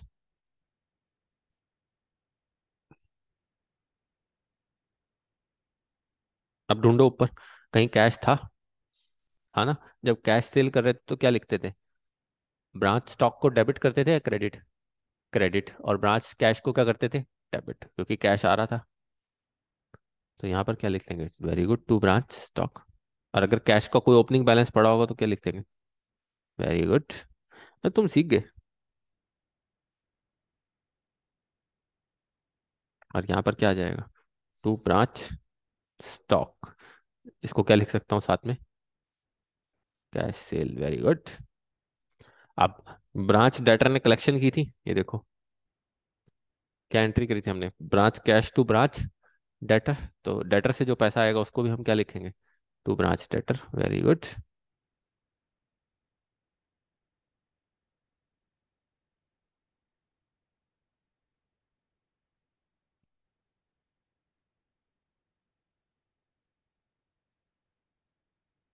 जब तुम साथ साथ बोलते हो ना, ऐसा लगता है कि मजा आ गया। चले। अब ये जो एक्सपेंसेस हैं बच्चों, ये तो कैश में पे किए नहीं, इसको तो कोई लिखने की जरूरत नहीं है। बताओ भी, और कुछ आएगा? हो सकता है, क्यों नहीं आ सकता। हेड ऑफिस कैश भेज रहा हो ब्रांच को, ले भी छोटे मोटे खर्चे कर लियो, या ब्रांच भेज दे हेड ऑफिस को भी, मेरे पास कैश इकट्ठा हुआ हुआ है कैश सेल का, ये क्रेडिट से क्रेडिट डेटर्स वालों का, भैया रख लो। तो कुछ भी हो सकता है। तो दो एंट्रीज देखो साथ साथ। बैड डेब्ट्स बच्चों अगर रिकवर्ड होंगे तो नेचुरल सी बात है, तो भी आ जाएंगे, ब्रांच एक्सपेंसेस को कम कर लेंगे अगर ऐसा कुछ भी हो जाए। एच के बाद आई। तब अब है cash expenses paid by branch. आपको कैश एक्सपेंसेस पे कर दिए ब्रांच ने, तो क्या लिखेगा, कहाँ जाएंगे सारे, ब्रांच एक्सपेंसेस और टू ब्रांच कैश क्या हो जाएगा, कम हो जाएगा। मेगा क्लियर होना शुरू हो गया ना अब तो बिल्कुल अच्छे ढंग से। Yes sir. तुमने बीकॉम में सुना था ये लेक्चर, चैप्टर सुना था, ये नाम का कोई ये चैप्टर है, सुना सर था। शायद नाम तो सुना था बट लेक्चर नहीं लिया। नाम का सुना था, लेक्चर नहीं लिया। तुम बढ़िया हो यार, डिग्रियां लेके बैठे हो तुम सब। सर एक कंफ्यूजन है, ये ब्रांच डेटा वाली जो आपने एंट्री करी, कैश रिसीव फ्रॉम डेटर्स, ये वाली एक बार दोबारा एक्सप्लेन कर दो। एक बात बताओ, कैश आया था, आया था, ये एंट्री की थी कैश, देखो डेटर्स ने पे किया था, तो डेटर्स ने पे किया था तो कैश में ही आया था ना। तो ब्रांच हाँ कैश जी। को ही लिखा था ना हमने, तो क्या लिखा था, बाय ब्रांच कैश, कैश में आ गया था। तो फिर ब्रांच कैश में क्या होगा, वो भी तो आएगा ना, उसमें भी तो आएगा ना, डबल एंट्री होगी ना, ठीक है क्रॉस ठीक होगी, है डेटर कम हो जाएंगे कैश आते। ठीक है जी ओके। सोनाली। हाँ जी हाँ जी। कोई बात नहीं, पूछा करो बच्चों। आज हम सुधर जाएंगे, बीकॉम की गलतियां सुधार लेंगे, जिंदगी में फिर कभी सुधारने का मौका नहीं मिलेगा बच्चों सबको। फिर तो सुधारने का मौका 2 साल, 4 साल बाद भी नहीं मिलने वाला, क्योंकि तो परतें जम चुकी होंगी फिर तो सारी जिंदगी लोग हमें कोसेंगे, इन्हें कुछ आता नहीं। बताओ। Cash sent by branch to head office, branch ने भी, सेंट बाय ब्रांच ने भेजा किसको, हेड ऑफिस को। कैश तो कम करेगा, बट अब किस में डालेगा बताओ भी, जब हेड ऑफिस को भेजेंगे तो अब बताना, इस बात को बहुत ध्यान से सुनना मेरी बात को। ये मैंने बहुत लॉजिकल लिखा है, अगर cash of head office will get increase, सुनना मेरी बात को, और cash of branch will get decrease, अगर मैं भेज रहा हूं, मुझे बताओ क्या यही होगा। For example, Kurukshetra Mohan bakery ने कहा सर मेरे पास शाम को कैश सेल हुई है 2 लाख रुपए की, अंबाला ले जाओ। कुरुक्षेत्रा का कैश कम हो गया, अंबाला बुक्स बना रहा है, तो उसके लिए कुरुक्षेत्रा का कैश क्या था, ब्रांच कैश, वो कम करेगा, बट उसका अपना जो कैश होगा उसको क्या लिखेगा वो, कैश, उसको तो अपने नाम से नहीं लिख सकता। तो क्या एंट्री होती होगी इसमें, cash account debit to branch cash, very good, समझ गए तुम। बताइए क्लियर हो रहा है, मेरी बात समझ में आ रही है। हाँ जी सोनाली, बिल्कुल अच्छी तरह से समझ में आ रही है। जब यहाँ से कैश चला जाएगा तो बाय कैश क्यों लिखा गया, समझ में आया कि हमारी तरफ से तो कैश गया, पर वो ब्रांच कैश था अगर हम ब्रांच के पॉइंट ऑफ व्यू से सोचें, बट उसके पास वो बड़ा, वो हेड ऑफिस है, तो उसका कैश बढ़ गया, ब्रांच कैश कम हो गया। बताइए क्लियर हुआ या नहीं। सोनाली दोबारा पूछ लो नहीं तो। कर दो सर एक बार रिपीट। दोबारा रिपीट करता हूँ, मुझे एक बात का आंसर दे सोनाली। मैंने लिखा क्या entry, cash sent by branch to head office, branch भेज रहा है कैश किसको, हेड ऑफिस को। हेड ऑफिस को। तो जब भेजेगा ब्रांच, अब ब्रांच जब भेजेगा कैश, तो नेचुरल सी बात है जिसके पास पहुंच रहा है वो हेड ऑफिस है, तो उसका कैश क्या हो जाएगा, इंक्रीज, और वो अपने कैश को क्या लिखता है, कैश ही लिखता है, हेड ऑफिस है हम्म। वो। बट हमारा कैश डिक्रीज होगा तो हमारे कैश को वो क्या लिखता है, ब्रांच कैश, तो इसलिए उसको क्या कर दिया, कम कर दिया। तो ब्रांच कैश में क्या लिख देगा, बाय कैश, कैश आ गया हमारे पास। अब समझ ठीक है में आ सर। रही है बात, क्लियर है हाँ जी। बिल्कुल अच्छे हाँ ढंग जी। से। हाँ हाँ भी जी दिमाग सर। से रख, जा रहा दिमाग में पूरा अच्छी तरह से। और अगर हेड ऑफिस ने हमें कैश भेज दिया, भाई कुछ खर्चे चला लो, तो head office sent cash to branch, तो क्या बढ़ जाएगा, ब्रांच का कैश बढ़ जाएगा, और क्या रह जाएगा, टू कैश, कैश क्या हो जाएगा, कम हो जाएगा। अरे समझ, तो यहाँ क्या लिखेंगे, to cash, cash received from HO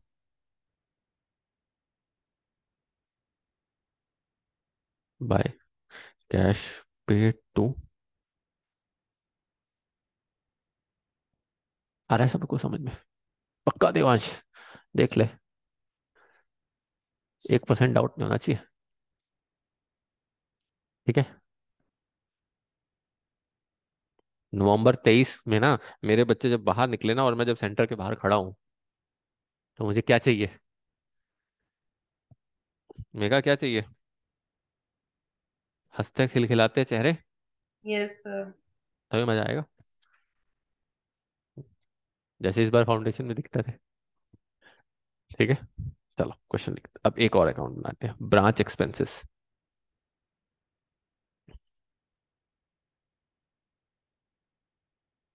अब बताओ, खुद बनाना। इतना तो कर दिया मैंने तुम्हें कि तुम बना रहे हो अब खुद। बताओ। सोनाली बताएगी। सोनाली के कंफ्यूजन सारे दूर करते हैं अब।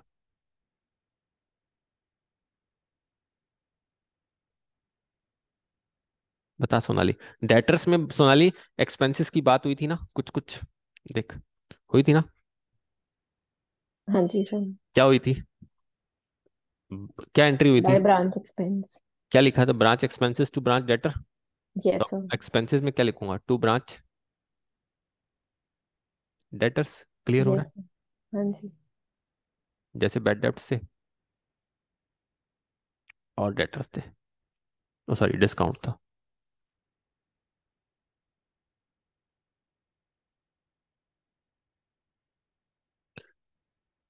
वंशिका, ब्रांच कैश में मैंने कहा था ना कि ब्रांच एक्सपेंसेस पे कर सकते हो, ये एंट्री करवाई थी, cash expenses paid by branch. तो ये भी क्या है एक तरफ से, तो ब्रांच कैश में चला जाएगा। समझ में आ रहा है? राइट। उसके बाद और कुछ कहा था? नहीं, नहीं कहा रखा, तो डायरेक्ट एक्सपेंसेस को पे कर रखे होते तो लिख लो। गुड। ओपनिंग बैलेंस हो ही नहीं सकता। कैश एक्सपेंसेस का क्या ओपनिंग बैलेंस? वो डायरेक्ट एक्सपेंसेस पे करती है। ब्रांच एक्सपेंसेस टू कैश कर सकते हो, कैश नहीं किए। सॉरी, एंट्री लिख लो, इससे अच्छा तो एंट्री लिख लो। HO directly paid expenses of branch. अगर एचओ पे कर दे हमारे नाम के खर्चे, तो कहाँ जाएंगे? ब्रांच एक्सपेंसेस में तो जाएगा ही, बट साथ में क्या चला जाएगा? To cash. ब्रांच कैश नहीं कम होगा। क्या कम होगा? एचओ का कैश कम होगा। तो यहाँ पर फिर क्या लिख लोगे? To cash. सोनाली, अब समझ में आया ये पॉइंट अच्छे ढंग से? Yes sir. और यहाँ पर क्या लिख लेंगे अब? By branch P and L. P and L में ले जाएंगे। यहाँ तक समझ में आया? अब एक बार स्टोरी का रिकैप दूं, फिर एक क्वेश्चन बताता हूँ, फिर एक और क्वेश्चन बताऊंगा, क्योंकि अभी मेरे को ब्रांच एडजस्टमेंट भी समझाना है और ब्रांच पी एंडल भी। आज मेरी स्टोरी 11 बजे ही खत्म होगी। चले। अच्छा, मैं एक हल्के हल्के से अकाउंट तुम्हारे सामने रख रहा हूँ। ये देखो, ये रफ फिगर बना रहा हूँ तुम्हारे को दिखाने के लिए, समझाने के लिए। पूरा अकाउंट बना दिया, बट तब तक समझ नहीं आएगा जब तक मैं यहाँ ऐसे नहीं बनाऊंगा। ये मेरा रिवीजन है बस, आप लोगों के लिए। Branch stock, branch debtor, branch cash, branch expenses. Clear है बच्चों? कोई ओपनिंग बैलेंस पड़ा होता था स्टॉक का तो कहाँ लिखते थे? स्टॉक हेड ऑफिस से आया था तो क्या लिखते थे? To goods send to branch. अगर आप कैश में माल बेचते थे तो क्या लिखते थे? By branch cash. तो यहाँ क्या लिख लेते थे? To branch stock. Sonali, clear हो रहा है? को उधार में माल बेचते थे तो क्या यस लिखते सर। थे? By branch debtor. यहाँ क्या लिख लेते थे? To branch stock. डेटर का कोई ओपनिंग बैलेंस होता था तो क्या लिखते थे? To balance BD. कोई रिटर्न कर देते थे हम हेड ऑफिस को तो क्या लिखते थे? To goods and to branch. कोई डेटर रिटर्न कर देता था तो क्या लिखते थे? Goods branch debtor. यहाँ ब्रांच डेटर में क्या लिख देते थे? By branch stock. आ रहा देखो समझ में? कैश रिसीव्ड हो जाता था डेटर से तो क्या लिखते थे? By branch cash. और यहाँ क्या आ जाता था? To branch debtor. कितना अच्छी तरह से समझ रहे हो? तो एक्सपेंसेस पे करते थे तो बाय ब्रांच एक्सपेंसेस। डेटर में से अगर बैड डेब्ट्स तो एक्सपेंस, यहाँ क्या आ जाता था? To branch debt, bad debts या डिस्काउंट या जो भी होता था एक्सपेंसेस में बढ़ जाता था। ठीक है जी, चले यहाँ तक कोई दिक्कत। उसके बाद इसका टोटलिंग कर लेते थे, अगर कोई सरप्लस बचता था तो कहाँ चलता करते थे, ब्रांच एडजस्टमेंट। इसके बाद इसका क्लोजिंग कर देते तो by branch, bye balance CD. कोई कैश भेज देते थे हेड ऑफिस को तो क्या लिखते थे, बाय कैश। कोई कैश हेड ऑफिस से ले लेते थे तो हमारे पास टू कैश, क्योंकि ऑब्वियस है कैश आ रहा है। ठीक है जी। कोई डायरेक्ट एक्सपेंसेस एचओ ने हमारे नाम के पे कर दिए तो टू कैश, और ये सारा खर्चा कहाँ चला जाएगा, बाय ब्रांच। बता भी सोनाली, क्लियर हुआ कुछ हद तक मेरा सारा लॉजिक? Mega, yes sir. ये पूरा पिक्चर था।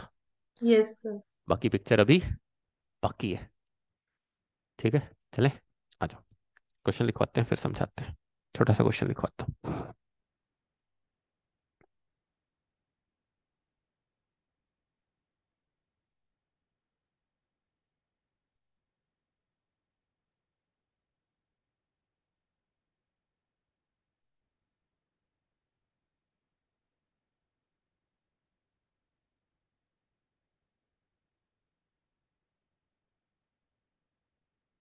ये मैं ओपनिंग बैलेंस लिख रहा हूँ अभी, तीनों के ओपनिंग बैलेंस थे। Branch stock, branch debtor, branch cash.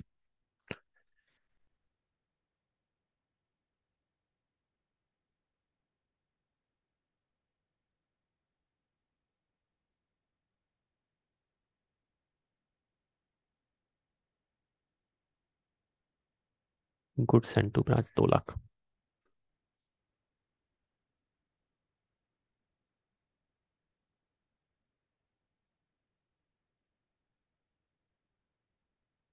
Cash sales 50,000। अब normal loss 3,000। Normal loss 2,000। Cash paid by debtors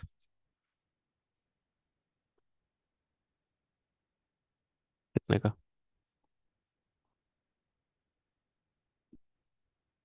branch expenses paid in cash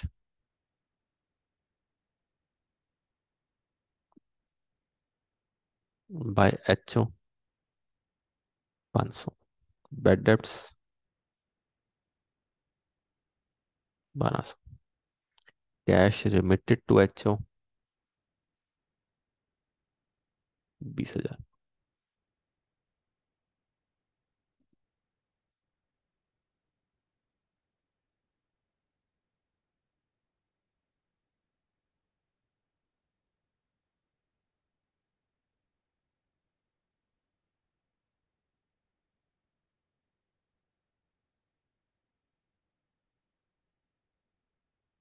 credit sale नहीं लिखी ना मैंने शायद, लिख देते हैं।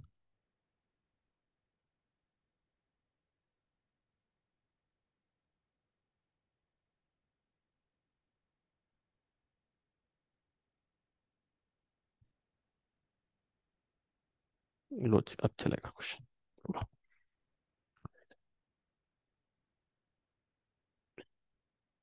बनाए भाई, आपने पूरे ढंग से बनाना है, मैं वही चार खाते सामने ही खोलूंगा एकदम। लिख लिया एक बार, वंशिका, सोनाली, मेगा सब। हाँ जी, कैश वाले। यस। Yes sir. चले अब।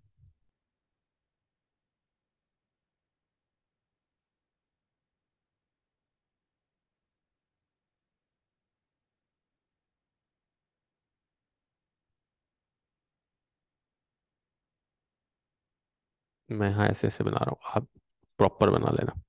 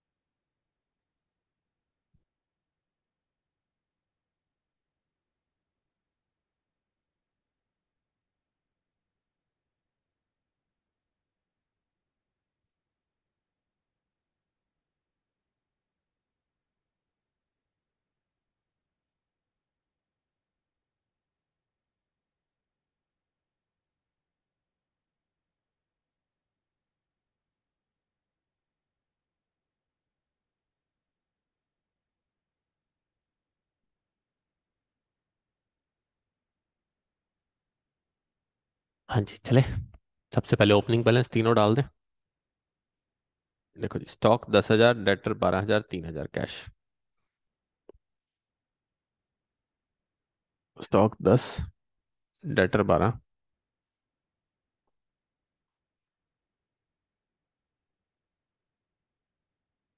और कैश 3।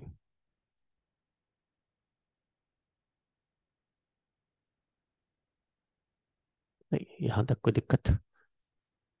1% भी किसी को?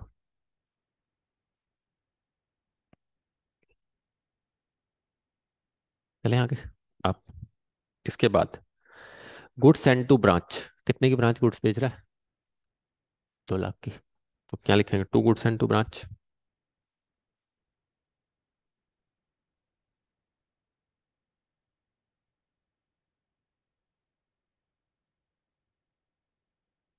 यहाँ तक कोई दिक्कत? चले। उसके बाद credit sale by branch, cash sale by branch कितने की है? 1 लाख की। तो क्या लिखूंगा? By branch cash.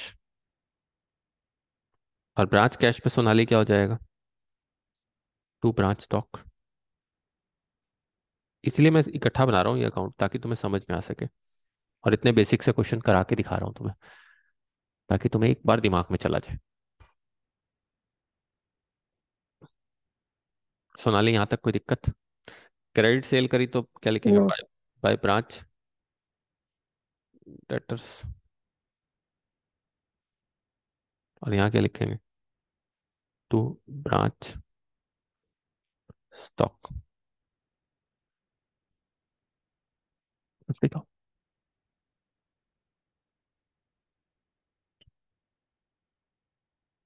चले। यहाँ तक कोई दिक्कत 1% भी?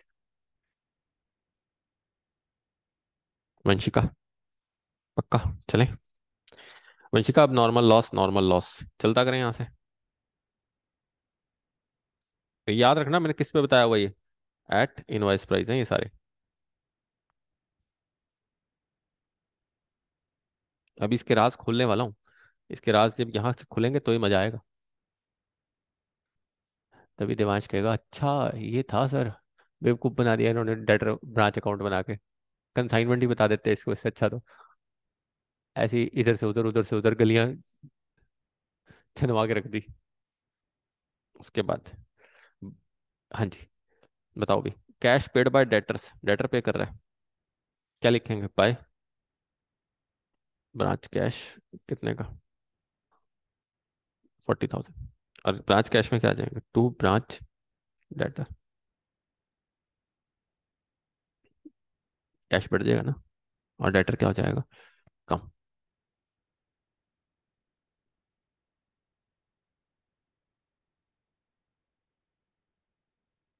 नहीं बच्चों। अच्छा, उसके बाद branch expenses paid in cash. Branch expenses पे करता है कैश में, तो नहीं चल सी बात है। एक्सपेंस में क्या लिख दोगे? एक्सपेंस में क्या है?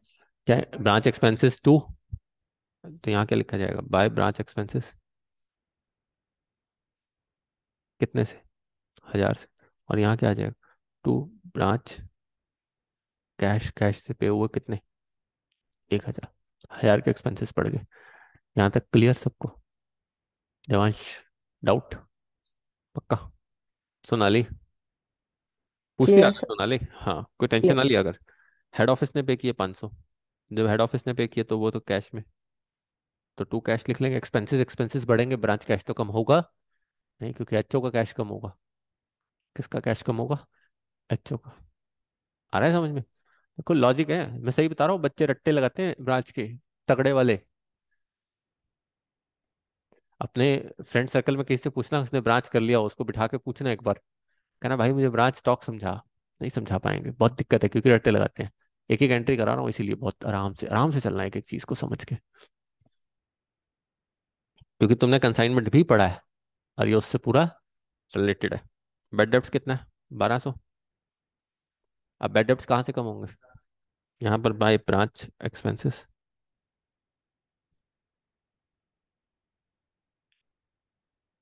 To branch debtors.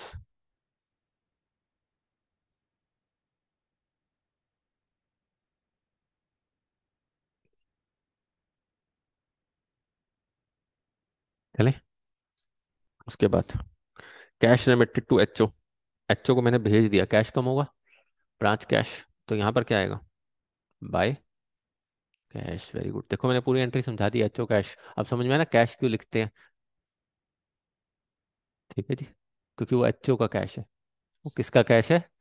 एचओ का कैश, इसलिए कैश लिखा जाता है। चले बच्चों, बैलेंस निकालें अब। यहाँ पर बैलेंस कुछ नहीं दिया हुआ तो सीडी निकालते हैं बस।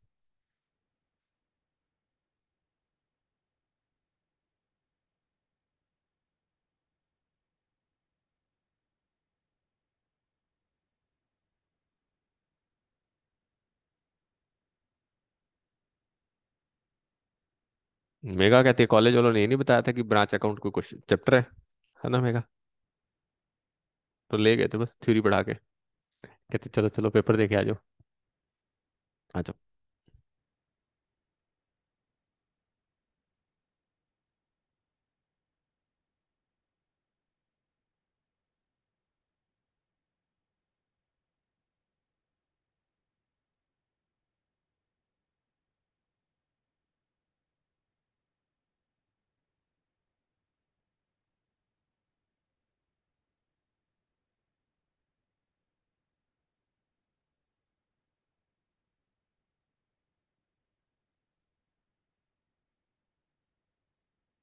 एक सेकंड, डिस्काउंट तो नहीं था, मैंने डिस्काउंट लिखवाया तो नहीं?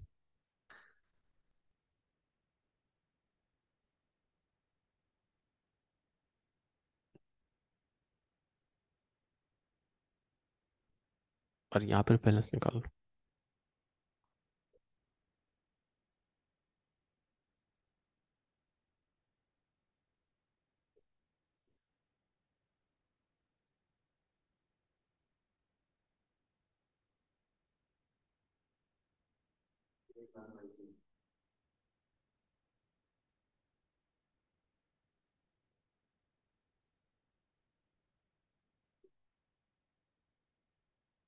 कितना आता है बाय पी एंडल?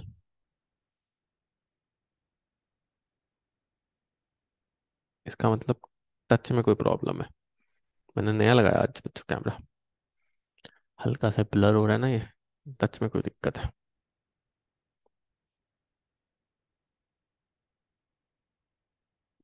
कोई नहीं। चले, अब बनाते हैं ब्रांच एडजस्टमेंट।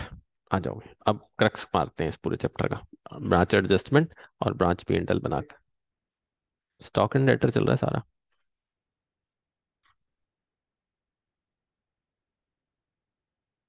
सोनाली क्लियर हो गया क्वेश्चन तो बिल्कुल? Yes sir.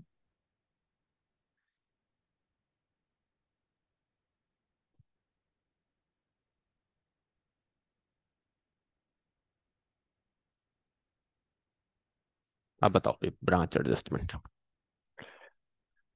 अब आपके साथ बात करते हैं आपका ब्रांच एडजस्टमेंट की। अब इसको समझने की कोशिश करते हैं ब्रांच एडजस्टमेंट है क्या। देखो, मैं आपको सिंपल सी बात बताता हूँ, स्टॉक रिजर्व में क्या किया। मैं दोबारा लिख रहा हूँ, एक बार तुम्हारी बातें दिमाग में दोबारा रिवाइंड कर रहा हूँ। ये बनाया था ब्रांच स्टॉक। यहाँ क्या लिखा था मैंने? To goods send to branch. किस पे? बड़ा ध्यान से सुनना मेरी बातें, इनवॉइस प्राइस पे। जिसने मेरा कंसाइनमेंट पढ़ा है ना उसको तो पूरा याद आ जाएगा, वो तो अभी 2 मिनट में कह देगा सर समझ आ गई क्या कहना चाह रहे हो आप। यही किया था। और यहाँ पर by normal loss invoice price, by अब normal loss IP invoice price, by balance CD invoice price, to opening balance invoice price. यही चलता होता था। और माल बेचते थे वो इनवॉइस प्राइस पे बेच रहे हैं या ऊपर बेच रहे हैं, वो तो सीधा क्या निकल जाता था आपके पास? क्या निकल जाता था बच्चों? सरप्लस। अब मुझे एक बात का आंसर दो, वहां पर तो सिर्फ इनवॉइस प्राइस से ऊपर बेचने वाले को आपने ब्रांच का क्या माना था? सरप्लस। बट जो इनवॉइस प्राइस पे एक ब्रांच बेच रही है, यहाँ 3 सफर तय हो रहे हैं। गुड्स चली एचओ से कितने की? 100 रुपए की। हेड ऑफिस में पहुंची कितने की? हेड ऑफिस ने चली 100 रुपए की, ब्रांच में पहुंची कितने की? 120 की। आगे बेचता है बंदा 130 की। ये जो 10 का प्रॉफिट है तो स्टॉक में निकल जाएगा, बट ये जो प्रॉफिट है ये कहाँ से निकलेगा? ये कहाँ निकलेगा? एडजस्टमेंट में। ये कहाँ निकलेगा? एडजस्टमेंट में। अब जब ये निकलेगा तो किस किस पे आप कमाओगे? खुद सोच के देख वंशिका, आप किस पे कमाओगे? जो गुड्स बेचे हैं उस पे। बट अगर कोई स्टॉक बच गया उस पे तो कमा नहीं पाएगी, तो वो क्या हो जाएगा? रिवर्स। अगर कोई ओपनिंग स्टॉक पड़ा है तो उस पे भी कमा पाओगे, सीधी सी बात है। तभी हम, याद हो, कंसाइनमेंट में भी यही करते थे, जो गुड्स एंड टू ब्रांच करते, गुड्स एंड टू कंसाइनमेंट, उसका जितना लोडिंग होती थी कहाँ ले जाते थे? बाय में। बाय में मतलब इनकम बन गया एक तरफ से। अब भी यही करना है, जितनी उसकी गुड्स एंड टू ब्रांच की हुई है उसकी सारी लोडिंग कहाँ ले आनी है? कहाँ ले आनी? By goods sent from HO.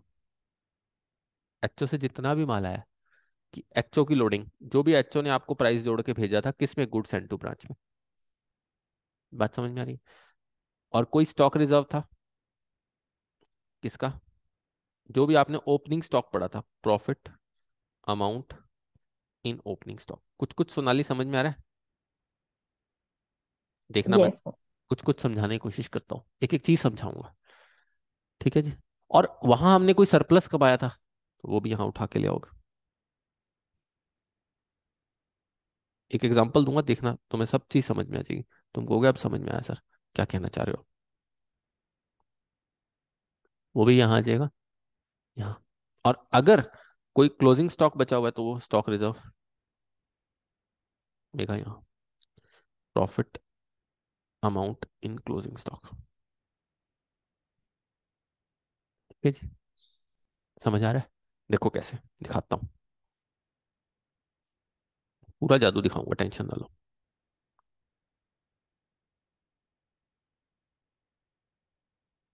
ये स्टॉक बना रहा हूं मैं। तो मैंने गुड्स भेजी 100 यूनिट्स 120 पे। कितने की आ गई? 12 की। बाय। मैंने बेच दिए, मान लो 60 यूनिट 150 पे। 10 यूनिट खराब हो गई, इनवॉइस पे लिख ली 1200। 10 नॉर्मल होगी, अब नॉर्मल दोनों लिख दी अलग अलग, 1200। समझ में आ रहा है यहाँ तक? उसके बाद 20 बची हुई थी 120, कितनी आ गई? 24। या 30 बची हुई थी, 10 ओपनिंग भी थी, 1200। सरप्लस आ गया कितना? 1800। टोटल मार लेना, कौन सा 3600 आएगा सरप्लस? अच्छा, ठीक है, टोटल मार लेना, 1800 ही आएगा, बराबर हो रहा होगा, देख लेना कितना आ रहा है। 15। ठीक है, हो गया यहाँ तक कि स्टॉक अकाउंट बन गया। अब ये एडजस्टमेंट बना रहा हूँ, देखते जाना मेरा एडजस्टमेंट, तुम्हें खुद समझ में आएगा। इसमें जितनी लोडिंग है, प्राइस था 100 रुपए, लोडिंग कितनी थी इसका मतलब? 100 × 20, 2000 की लोडिंग। किधर आएगी? इनकम है ना मेरी, तो किधर आएगी?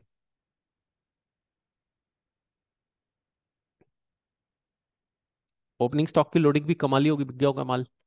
ओपनिंग स्टॉक की लोडिंग कितनी है? 10 यूनिट पे, इंटू 20, 200। क्लोजिंग स्टॉक बच गया, इस पे तो लोडिंग कमा नहीं पाया क्योंकि ये तो प्रॉफिट बच गया, अभी बिका नहीं है। तो जैसे कंसाइनमेंट में करते थे टू स्टॉक रिजर्व, तो यहाँ स्टॉक रिजर्व बना लेना कितने का? 30 पे नहीं कमा पाया, 20 × 600। समझ में आ रहा है बिल्कुल अच्छी तरह से यहाँ तक? सरप्लस मैंने कितना कमाया था? 1800। कितना कमाया था? 1800। एक एक बात को क्लियर करके जाऊंगा, अपनी बात को पूरा साबित करके जाऊंगा कि तुम्हें, हाँ तुम्हें समझ में आ रहा है। ठीक है जी। राइट। अब 1 मिनट के लिए, जो नॉर्मल लॉस में प्रॉफिट है, किसका फर्क? 100 और 120 का फर्क। और चाहे अब नॉर्मल लॉस में प्रॉफिट है, 100 और 120 का फर्क, वो दोनों भी खत्म कर दो यहां से। बताता हूं क्यों खत्म करें, एक एक बात का लॉजिक दूंगा। नॉर्मल लॉस का प्रॉफिट भी खत्म कर दो, और अब नॉर्मल लॉस का भी। समझ आ रही है बात? नॉर्मल लॉस का भी खत्म कर दिया, अब नॉर्मल लॉस का भी, एक बार के लिए सिर्फ। ठीक है जी। सोनाली, मेघा, यहां तक समझ में आ रहा है मैंने क्या किया? दोनों का प्रॉफिट पोर्शन खत्म किया, ये क्या है, सिर्फ प्रॉफिट पोर्शन। क्या है ये, प्रॉफिट पोर्शन। अगर यहां तक कोई डाउट है तो प्लीज मुझे टोको, नहीं तो आगे दिक्कत आ जाएगी पढ़ने में। बताओ भी, समझ में आ रहा है मेघा, सोनाली, बताओ भी। सर ये 10 × 20 क्यों करा है? क्योंकि 10 यूनिट्स थी, इसमें 100 रुपए की चीज थी, 120 थी, तो नेचुरल सी बात है 20 रुपए का तो ओके प्रॉफिट ही ओके, था। ठीक है ठीक हमने वहां से तो 120 उठाया था, पर वैसे तो 20 रुपए का प्रॉफिट था ना, तो वो प्रॉफिट खत्म कर दिया एक बार के लिए। है। ओके। ठीक है जी, समझ आ रहा है अच्छे ढंग से। अब नॉर्मल लॉस की कॉस्ट भी उड़ा दो, सिर्फ नॉर्मल नॉर्मल की कॉस्ट उड़ाना, नॉर्मल लॉस की कॉस्ट उड़ाना, नॉर्मल नॉर्मल की उड़ा दी, कितनी गई, 1000। कितनी गई, 1000। अब टोटल मारो इसका, दिखाता हूँ तुम्हें मैं जादू, कितना आता है ये? कितना, 4000। ये निकालना, कितना, 2000, मतलब प्रॉफिट कितना बचेगा।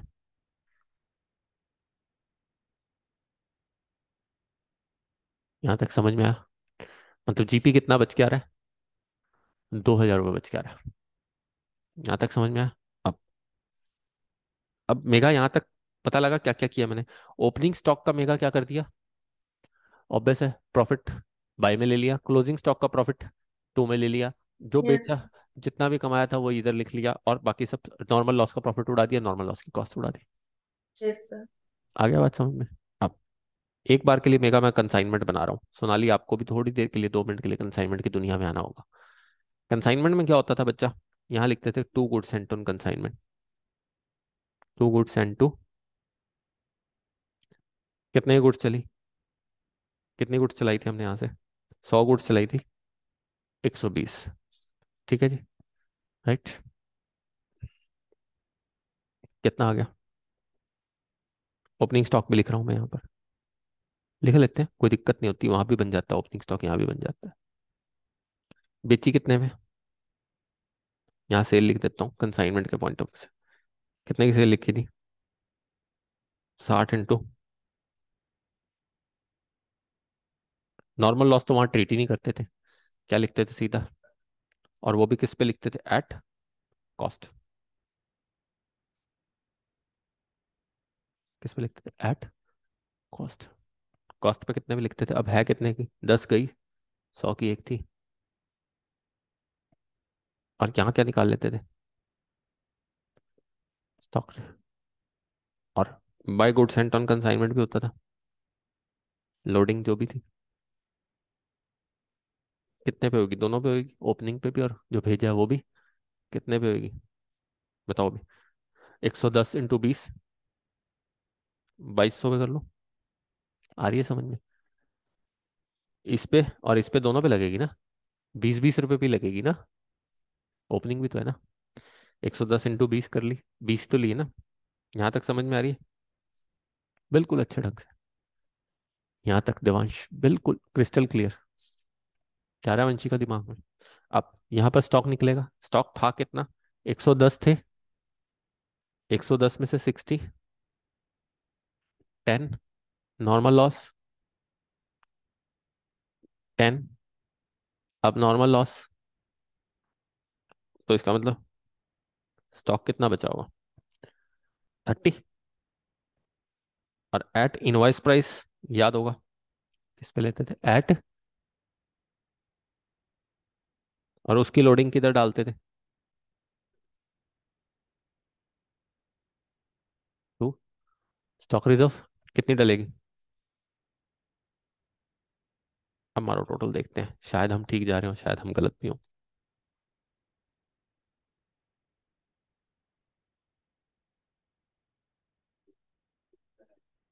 कितना आ गया प्रॉफिट, कंसाइनमेंट से निकाला प्रॉफिट तो भी 2000, ब्रांच का प्रॉफिट निकाला तो भी कुछ खोचला, समझ में आया, आया कुछ कुछ खोचला वंशी का।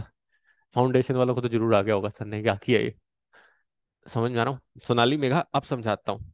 यहां पर पूरा लॉजिक दे रहा हूँ, इसने ब्रांच एडजस्टमेंट लिखवा दिया, पूरा लॉजिक दे रहा हूँ, ब्रांच एडजस्टमेंट लिखा के जो स्टार्टिंग के गुड्स भेजे उसकी लोडिंग यहाँ बाय में, जो ओपनिंग स्टॉक पड़ा उसकी लोडिंग यहाँ, जो स्टॉक से सरप्लस कमा के लाए उसकी लोड मतलब कंसाइनमेंट में क्या होता था, हम 100 रुपए की चीज 120 की बताते थे और 120 वाली 150 पे बिकती थी, तो जो 30 का प्रॉफिट है वो कंसाइनमेंट में दिखता था और 20 का प्रॉफिट भी कंसाइनमेंट।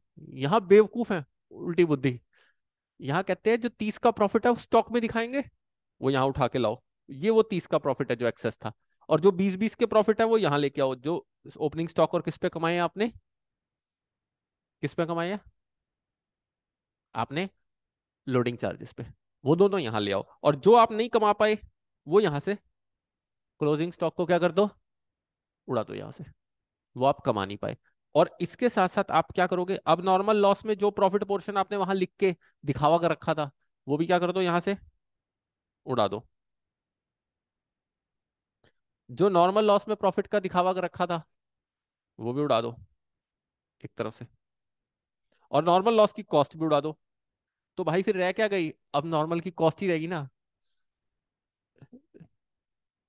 नहीं लिखना ना, दिखावा भी तो करना आईसीआई ने। अब समझ में आ रहे में बात, हाँ जी। नॉर्मल लॉस की क्या उड़ा दी, कॉस्ट। अब समझ में आ रही है बच्चों कुछ कुछ, हाँ जी। सोनाली मेघा समझ में आ रहा है। सोनाली हाँ जी। देखो यहाँ पर हमने प्रॉफिट पोर्शन उड़ा दिया 20, यहाँ पर भी हमने क्या उड़ा दिया, प्रॉफिट हाँ। पोर्शन उड़ा दिया उसका, और उसकी कॉस्ट भी उड़ा दी नॉर्मल की। तो एक तरफ से हम कंसाइनमेंट में क्या कर रहे हैं, सिर्फ अब नॉर्मल लॉस की कॉस्ट को लिख रहे हैं, मतलब ना तो उसका प्रॉफिट लिख रहे हैं, ना नॉर्मल का प्रॉफिट लिख रहे हैं, ना नॉर्मल की कॉस्ट को लिख रहे हैं।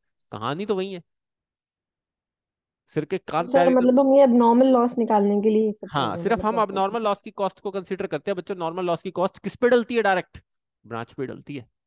नॉर्मल लॉस की कॉस्ट किस पे डलती है, डायरेक्ट ब्रांच पे। मैं बार बार बोलता था वहां पे बैठ के, चिक चिक के चिल्ला चिल्ला के बोला होगा फाउंडेशन में, मैंने बोला है ना देवांश, कि नॉर्मल लॉस क्या होता है, उसी का है जिसका हुआ है। मैं आपको एक एग्जांपल देता हूँ। फॉर एग्जांपल, एक सब्जी वाला लेके निकलता है 10 किलो सब्जी, और 1 किलो रोज खराब होती है, तो वो 9 किलो से ही पैसे वसूल करेगा, इसलिए वो 1 किलो के पैसे जाके अपने मालिक को नहीं कह सकता कि मेरे 1 किलो के पैसे रिकवर नहीं हो रहे। तो इसलिए वो कॉस्ट कहाँ जाएगी, इसी पे। बट अगर कभी किसी दिन जाके सोनाली ने स्कूटी मारी और दे तरीके और वो पलट के कहीं इधर उधर गिर गया, तो वो 7 किलो जो उसका खराब कर दिया ना, वो कॉस्ट वो कहाँ से कवर करेगा, अब नॉर्मल है तो वो प्रॉफिट एंड लॉस से रिकवर नहीं होगी। वो आपको कॉस्ट माइनस करने का अधिकार है, इसलिए आपने उसकी कॉस्ट को बाय में लिख सकते हो। यहाँ पर लिखवा ही नहीं, यहाँ उल्टा कर दिया, नॉर्मल का प्रॉफिट घटा दिया, नॉर्मल की कॉस्ट घटा दी, और अब नॉर्मल का प्रॉफिट। एक तरफ से तो नॉर्मल की कॉस्ट चली ही गई ना। कहानी कहते हैं ना, सीधे पांव से नहीं चले, टेढ़े से चला दिया, बच्चे बेचारे उलझ के, कि ब्रांच और कंसाइनमेंट का तो कोई रिलेशनशिप है ही नहीं, और जबकि ब्रांच और कंसाइनमेंट एक ही बात है, पागल बना रखा है। अब समझ में आ रही है बात, अकाउंटिंग करने का तरीका। अब क्लियर हो रहा है कुछ कुछ, सोनाली क्लियर हुआ कुछ कुछ, मेगा। ये। और यहाँ क्या आ यस जाए, सर। यहाँ क्या आ जाएगा, ग्रॉस प्रॉफिट बस। यहाँ क्या आ जाएगा, जीपी। और भी तरीके हैं, मैं और भी तरीके बताता हूँ, देखो और भी तरीके समझने की कोशिश करना, और भी तरीके दिखाता हूँ। फिर उसके बाद आपको मैं इनके बारे में डिटेल्स से प्रॉफिट एंड लॉस बना के दिखाता हूँ, फिर क्वेश्चन कराता हूँ, एक अच्छी ढंग से समझा के जाऊंगा एक एक बात। वैसे तो देवांश करके तब तो क्लियर हो गया कि नहीं हो गया, चलो दिमाग में आ गया देवांश के। देखो ओपनिंग स्टॉक दे रखा है 10 यूनिट्स, मैं एक नॉर्मल एग्जांपल दे रहा हूँ, और बेसिक से लेने की कोशिश करता हूँ थोड़ा सा। गुड्स एंड टू ब्रांच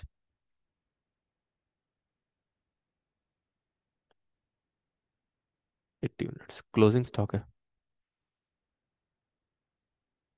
तो प्रॉफिट कितने पे आएगा, 150 की जगह 15 कर लेना। तो कितने यूनिट्स में प्रॉफिट कमाया, तो भी 90 90 माइनस, ठीक है जी। 100 रुपए की चीज अगर 120 में बेच रहा हूँ तो 20 रुपए, 1500 का प्रॉफिट आना चाहिए, ठीक है। अब इसको बनाने के लिए कंपनी क्या यूज कर रही है, ब्रांच एडजस्टमेंट। एडजस्टमेंट में क्या करवा रही है, यहाँ जितने की भेजी थी, कितने की भेजी थी, 80, 80 to 20 का प्रॉफिट यहाँ लिखवा दिया। क्लोजिंग स्टॉक का, ओपनिंग स्टॉक का प्रॉफिट यहाँ लिखवा दिया, 10 10 into 20, और क्लोजिंग वाला प्रॉफिट क्या कर दिया, माइनस। तो ऑटोमेटिकली क्या प्रॉफिट आ जाएगा, बैलेंसिंग फिगर क्या आ जाएगी, 1500। समझ में आ रही है ब्रांच एडजस्टमेंट है क्या, ये इसलिए बनवाया ताकि ब्रांच एडजस्टमेंट समझ में आ जाए। मेगा सोनाली समझ में आया ब्रांच एडजस्टमेंट क्या है, यस सर। क्लियर हुआ अच्छे ढंग से, यस सर।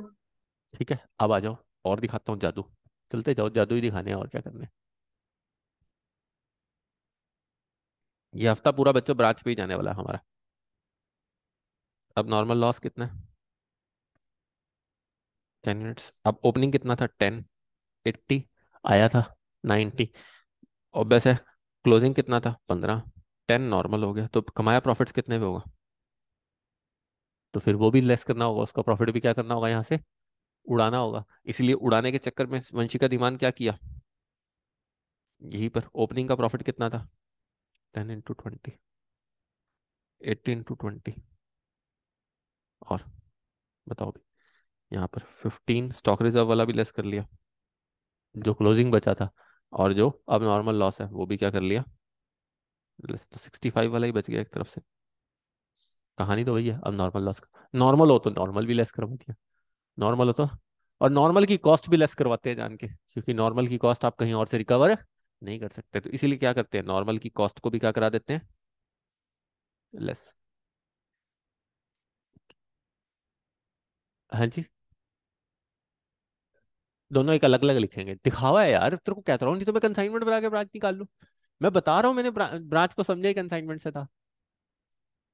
मैंने अपने इंटर में पहले कंसाइनमेंट बनाया उसी का क्वेश्चन का, फिर प्रॉफिट निकाला, फिर उसके बाद ब्रांच बनाया, फिर मेरे पल्ले पड़ा, मैं कहा अच्छा, ये तो बेवकूफ स्टोरी है, ये तो कुछ नहीं है लविश मिंचंदा, ये तो मैं समझा दूं दुनिया को,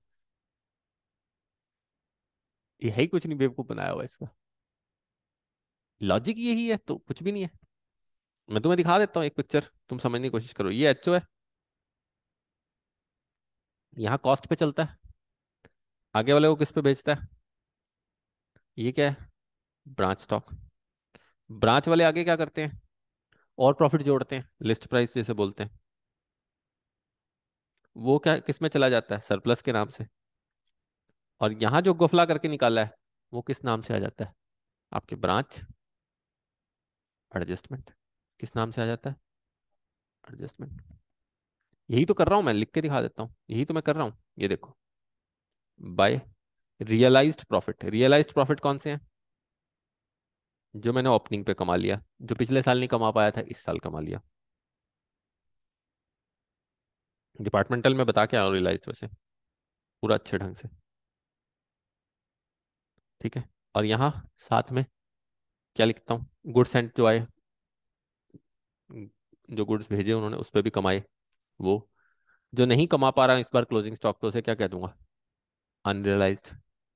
और क्या क्या क्या घाटा होगा वंशिका डिमांड? अब नॉर्मल लॉस के प्रॉफिट पे नहीं कमा पाऊंगा, और नॉर्मल के लॉस और प्रॉफिट दोनों को, लॉस, नॉर्मल के प्रॉफिट और कॉस्ट दोनों को लेस कर दूंगा, बस बाकी बचा क्या आ जाएगा? पांच एडजस्टमेंट, और सरप्लस है तो उठा के ले आओ, सरप्लस है तो चले। आगे समझ में अच्छे ढंग से बिल्कुल। अब नॉर्मल और अब नॉर्मल का डिफरेंस याद रहेगा। अब नॉर्मल कौन से हैं? जो नॉन रेकरिंग नेचर के हैं, जो कभी कभी होते हैं, और जो रेकरिंग नेचर के हैं वो क्या है? नॉर्मल। लिख लो, वो भी लिखना चाहते हो तो,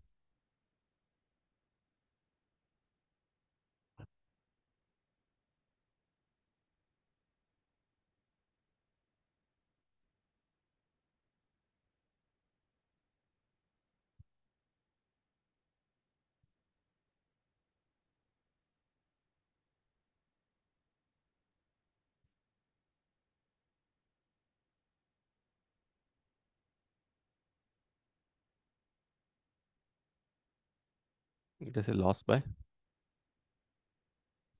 थेफ्ट, फायर, और ये कौन से? रेकरिंग नेचर के।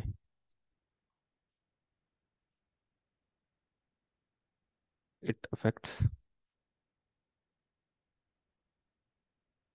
अब ये सुनना मेरी बात को बहुत ध्यान से, डिसीजन मेकिंग क्वेश्चन आया हुआ है इसके ऊपर थ्योरी का, सही बता रहा हूँ, आधे बच्चे नहीं बता पाएंगे इसका क्वेश्चन, न खतरनाक क्वेश्चन डाला था। खतरनाक क्या था, बिल्कुल सिंपल था। वंशिका धीमान, नॉर्मल लॉस आपके डिसीजन मेकिंग को कैसे अफेक्ट करता है? हो गया, अब नॉर्मल करता है सर, नॉर्मल तो होना ही होना है, तो डिसीजन मेकिंग कैसे इफेक्ट करेगा?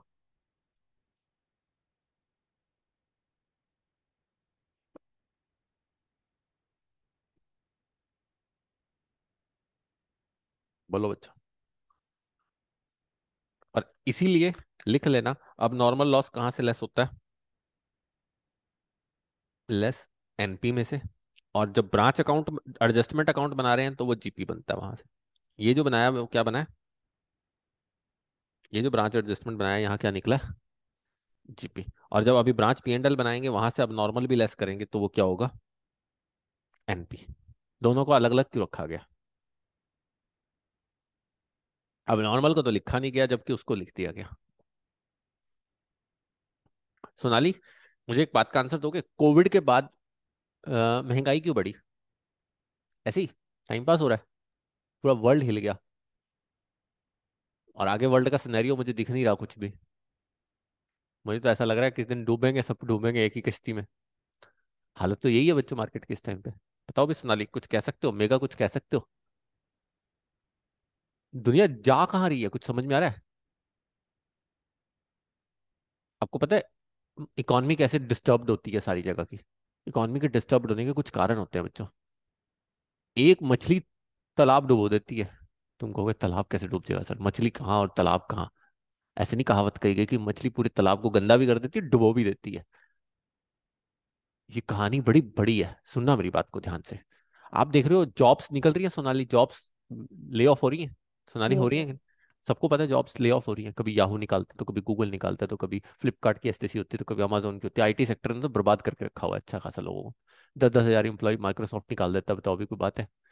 बंदे कहाँ जाएंगे? 10 हजार एम्प्लॉयज गए तो कहाँ गए बेचारे? ले ऑफ का मतलब तो यही है, सीधा बाहर हुए, सीधे बंदा बंदा सड़क पे। अब हो क्या रहा है बिजनेस के अंदर? बच्चों मैं आपको एक छोटे से लेवल से समझाता हूँ, इन्फ्लेशन भी क्यों आया। इन्फ्लेशन आने का कारण है, गवर्नमेंट नहीं चाहती इन्फ्लेशन आए, कोई भी गवर्नमेंट नहीं चाहती। अगर एक बात का आंसर दे दिमाग कर, तू मोदी जी की जगह पे बैठा होगा, तू बेवकूफ है, इन्फ्लेशन करेगा? तू कहेगा छितर खाने इलेक्शन लेने जाऊंगा, जब दुनिया से वोट मांगने जाऊंगा, दो थपेड़े मारेंगे दुनिया। सीधी सी बात है बच्चों, हर बिजनेसमैन यही चाहता है कि मेरा इन्फ्लेशन क्या हो कम से। हर पॉलिटिशियन यही चाहता है इन्फ्लेशन क्या हो कम से कम हो, क्योंकि महंगाई एक ऐसा मुद्दा है जो सबको लपेटती है। पर इन्फ्लेशन बढ़ भी बहुत रहा है, ये पंगा ही समझ नहीं आ रहा। ये डिसीजन मेकिंग बदले जा रहे हैं सारे के सारे, हो क्या रहा है? और ये इन्फ्लेशन आ कहाँ से रहा है? गवर्नमेंट तो रेट भी नहीं बढ़ा रही, टैक्स भी नहीं बढ़ा रही, आधी बार तो चीजें से टैक्स कम ही करने लगी हुई है, बट इन्फ्लेशन पूरे वर्ल्ड में है। आप बिलीव नहीं करोगे, यूएस और यूके जैसे में भी 40-40% इन्फ्लेशन की, डबल डिजिट में इन्फ्लेशन चल रहे हैं, पागल हुए पड़े वहाँ। कनाडा जैसे में तो पता ही नहीं क्या हालत है। हालत इस टाइम कुछ ठीक नहीं है पूरे वर्ल्ड की। सारी वर्ल्ड की इकॉनमी कब, कहना ना, सफर निकल ले और कब किसी का कुछ हो जाए तो कुछ पता नहीं है। आप बिलीव नहीं करोगे, हम बच्चों को वो भेज रहे हैं, सोचते हैं आइलेट्स करके फॉरेन जाएं फॉरेन जाएं 2 साल बाद, अरे ये नहीं पता 2 साल बाद ये वापस आ पाएंगे या नहीं। पैसा खर्च के पहुंच गए और ये नहीं पता कि वहां की इकॉनमी की हालत ये है कि वहां से फेंक फेंक के बाहर मारे जाए, क्योंकि इस टाइम इकॉनमी इतनी डिस्टर्ब है। तो इकॉनमी डिस्टर्ब हुई कैसे, उसका लॉजिक है उसके पीछे। मैं आपको उसका एग्जांपल देता हूँ, मैं तुम्हें छोटे से एग्जांपल समझाता हूँ, शायद तुम्हें समझ में आ जाए। मेगा 100 किलो सब्जी आती है सब्जी मंडी में, वेजिटेबल मार्केट में। कितनी सब्जी आती है? 100 किलो। अगर 10 वेंडर लगे हों रोज, तो हर कोई कितने कितने लेके आएगा? 10-10 किलो। मेगा समझ में आ रहा है? यस। 1-1 किलो नॉर्मल लॉस हो जाता है सबका, लोग छांट लेते हैं। 9-9 किलो बिक जाती है, यही मार्केट का रूल था पहले। अब वेंडर हो गए 20।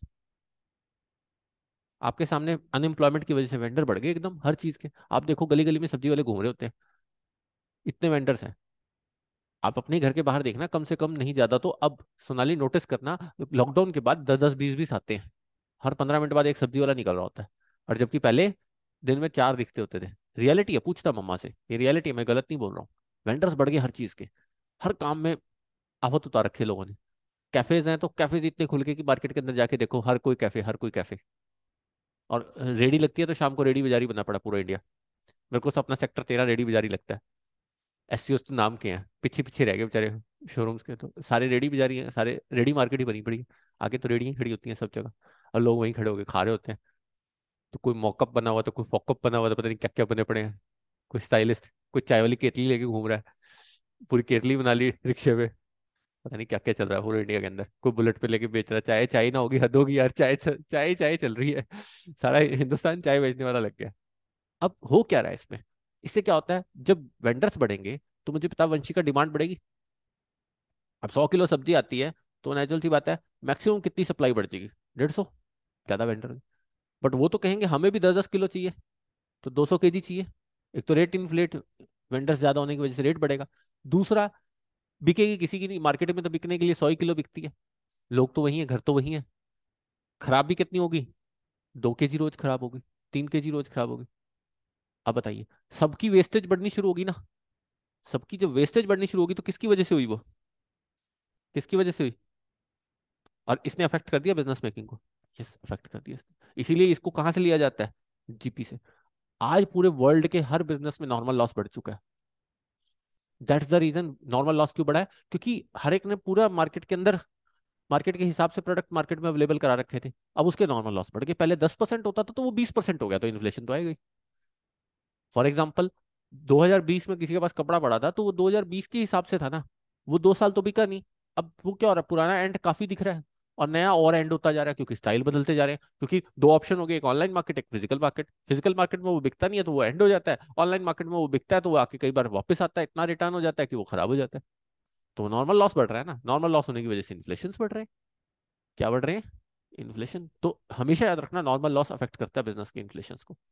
तो कभी भी पूछ लिया जाए कि, इसीलिए उसको पहले जीपी में से लेस करके दिखाया जाता है, क्योंकि जब भी कोई कंपनी लोन देगी आपको, बैंक लोन देगा, तो आपका जीपी देखेगा, एनपी नहीं देखेगा। इसीलिए नॉर्मल लॉस को यहाँ लिखा जाता है, ब्रांच एडजस्टमेंट में। कहाँ लिखा जाता है, ब्रांच एडजस्टमेंट। बट अब नॉर्मल लॉस को कहाँ लिखते हैं, profit, branch profit and loss में। कहाँ लिखते हैं, कंसाइनमेंट में तो दिखाते ही नहीं थे, बस वहां से निकाल के बाहर कर देते थे। बट यहाँ तो ब्रांच का पूरा प्रॉफिट एंड लॉस तैयार करना है, तो इसको कहाँ लिखोगे, हमेशा ब्रांच प्रॉफिट एंड लॉस में। क्लियर हुआ सोनाली, मेगा क्लियर हुआ अच्छे ढंग से मेगा। अब यस यस सर। सर। लिख सकते हो इसको। ये बच्चों पूरी मार्केट इकोनॉमी के साथ चल रहा है। ये ले अब कोविड में सबने तो क्या किया, पहले तो सबने आईटी सेक्टर ने वर्कर्स बढ़ा दिए, ऑनलाइन आ रहा है, ऑनलाइन आ रहा है, सारी इंडस्ट्री ऑनलाइन शिफ्ट हो रही है जी। बड़े बड़े प्रोजेक्ट्स लग गए, अब वो ले ऑफ कर रहे हैं। और ले ऑफ किसको कर रहे हैं, बड़े पैकेजेस वालों को। 5 लाख वाले को नहीं निकालते, कहते चलो ये तो शोभा है मार्केट की, ये तो ऑफिस में दिखता रहेगा, चलो ये तो लगेगा कि हाँ काम करता है, सज धज के भी आता है। 50 लाख वाले तो सज धज के भी नहीं आते, बुढ़े वैसे हो गए हैं, करो चलता है इनको, 40-40 साल के तो वैसे ही हुए पड़े, सिर के बाल उड़े पड़े हैं इनके। निकाल ही 40 लाख वाले हो रहे हैं, 5 लाख वाले को तो निकालते नहीं है। 40 लाख वाले से उनकी कॉस्ट आधी से ज्यादा बचती है भाई, 5 लाख वाले तो 10 भर्ती कर रखे हैं। अभी भी चले जाओ, 5 लाख की जॉब बहुत इजीली है। अभी मेगा और सोनाली अभी अप्लाई करें, 5 लाख मिल जाएंगे बच्चों, कोई बड़ी बात नहीं है।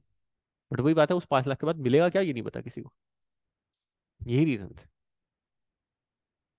तो for computing GP and operating profits,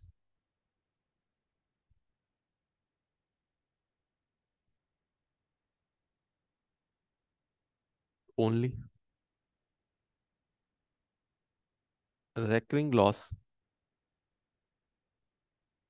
मतलब normal loss is considered, but not the considered non recurring loss. अब नॉर्मल लॉस, उसको हम कहाँ से लेंगे, प्रॉफिट एंड लॉस से। वो यहाँ से लेंगे ही नहीं, इसका रीजन है, इसीलिए लिया जाता हो। कंपनी कहती है अब नॉर्मल लॉस को सहना आसान है। कोई कंपनी लॉस बाय थेफ्ट हो गया ना, तो वो बाहर आ जाएगी कभी ना कभी। लॉस बाय फायर हो गया ना, इंश्योरेंस है, कभी ना कभी बाहर आ जाएगा। बट परमानेंट बंदा चला गया ना, तो उसकी कोई इलाज नहीं। समझ रहे हो मेरी बात को। नॉर्मल लॉस हो गया ना, रूटीन में नॉर्मल लॉस, अगर 10% से 15% इकोनॉमी में नॉर्मल लॉस होना शुरू हो जाए ना, तो इकोनॉमी डूबनी शुरू हो जाती है। दिस इज रीजन कि मार्केट में इकोनॉमी क्या हो चुकी है, पूरी तरह से ठप हो चुकी है। अब normal loss will be considered in computing net profit.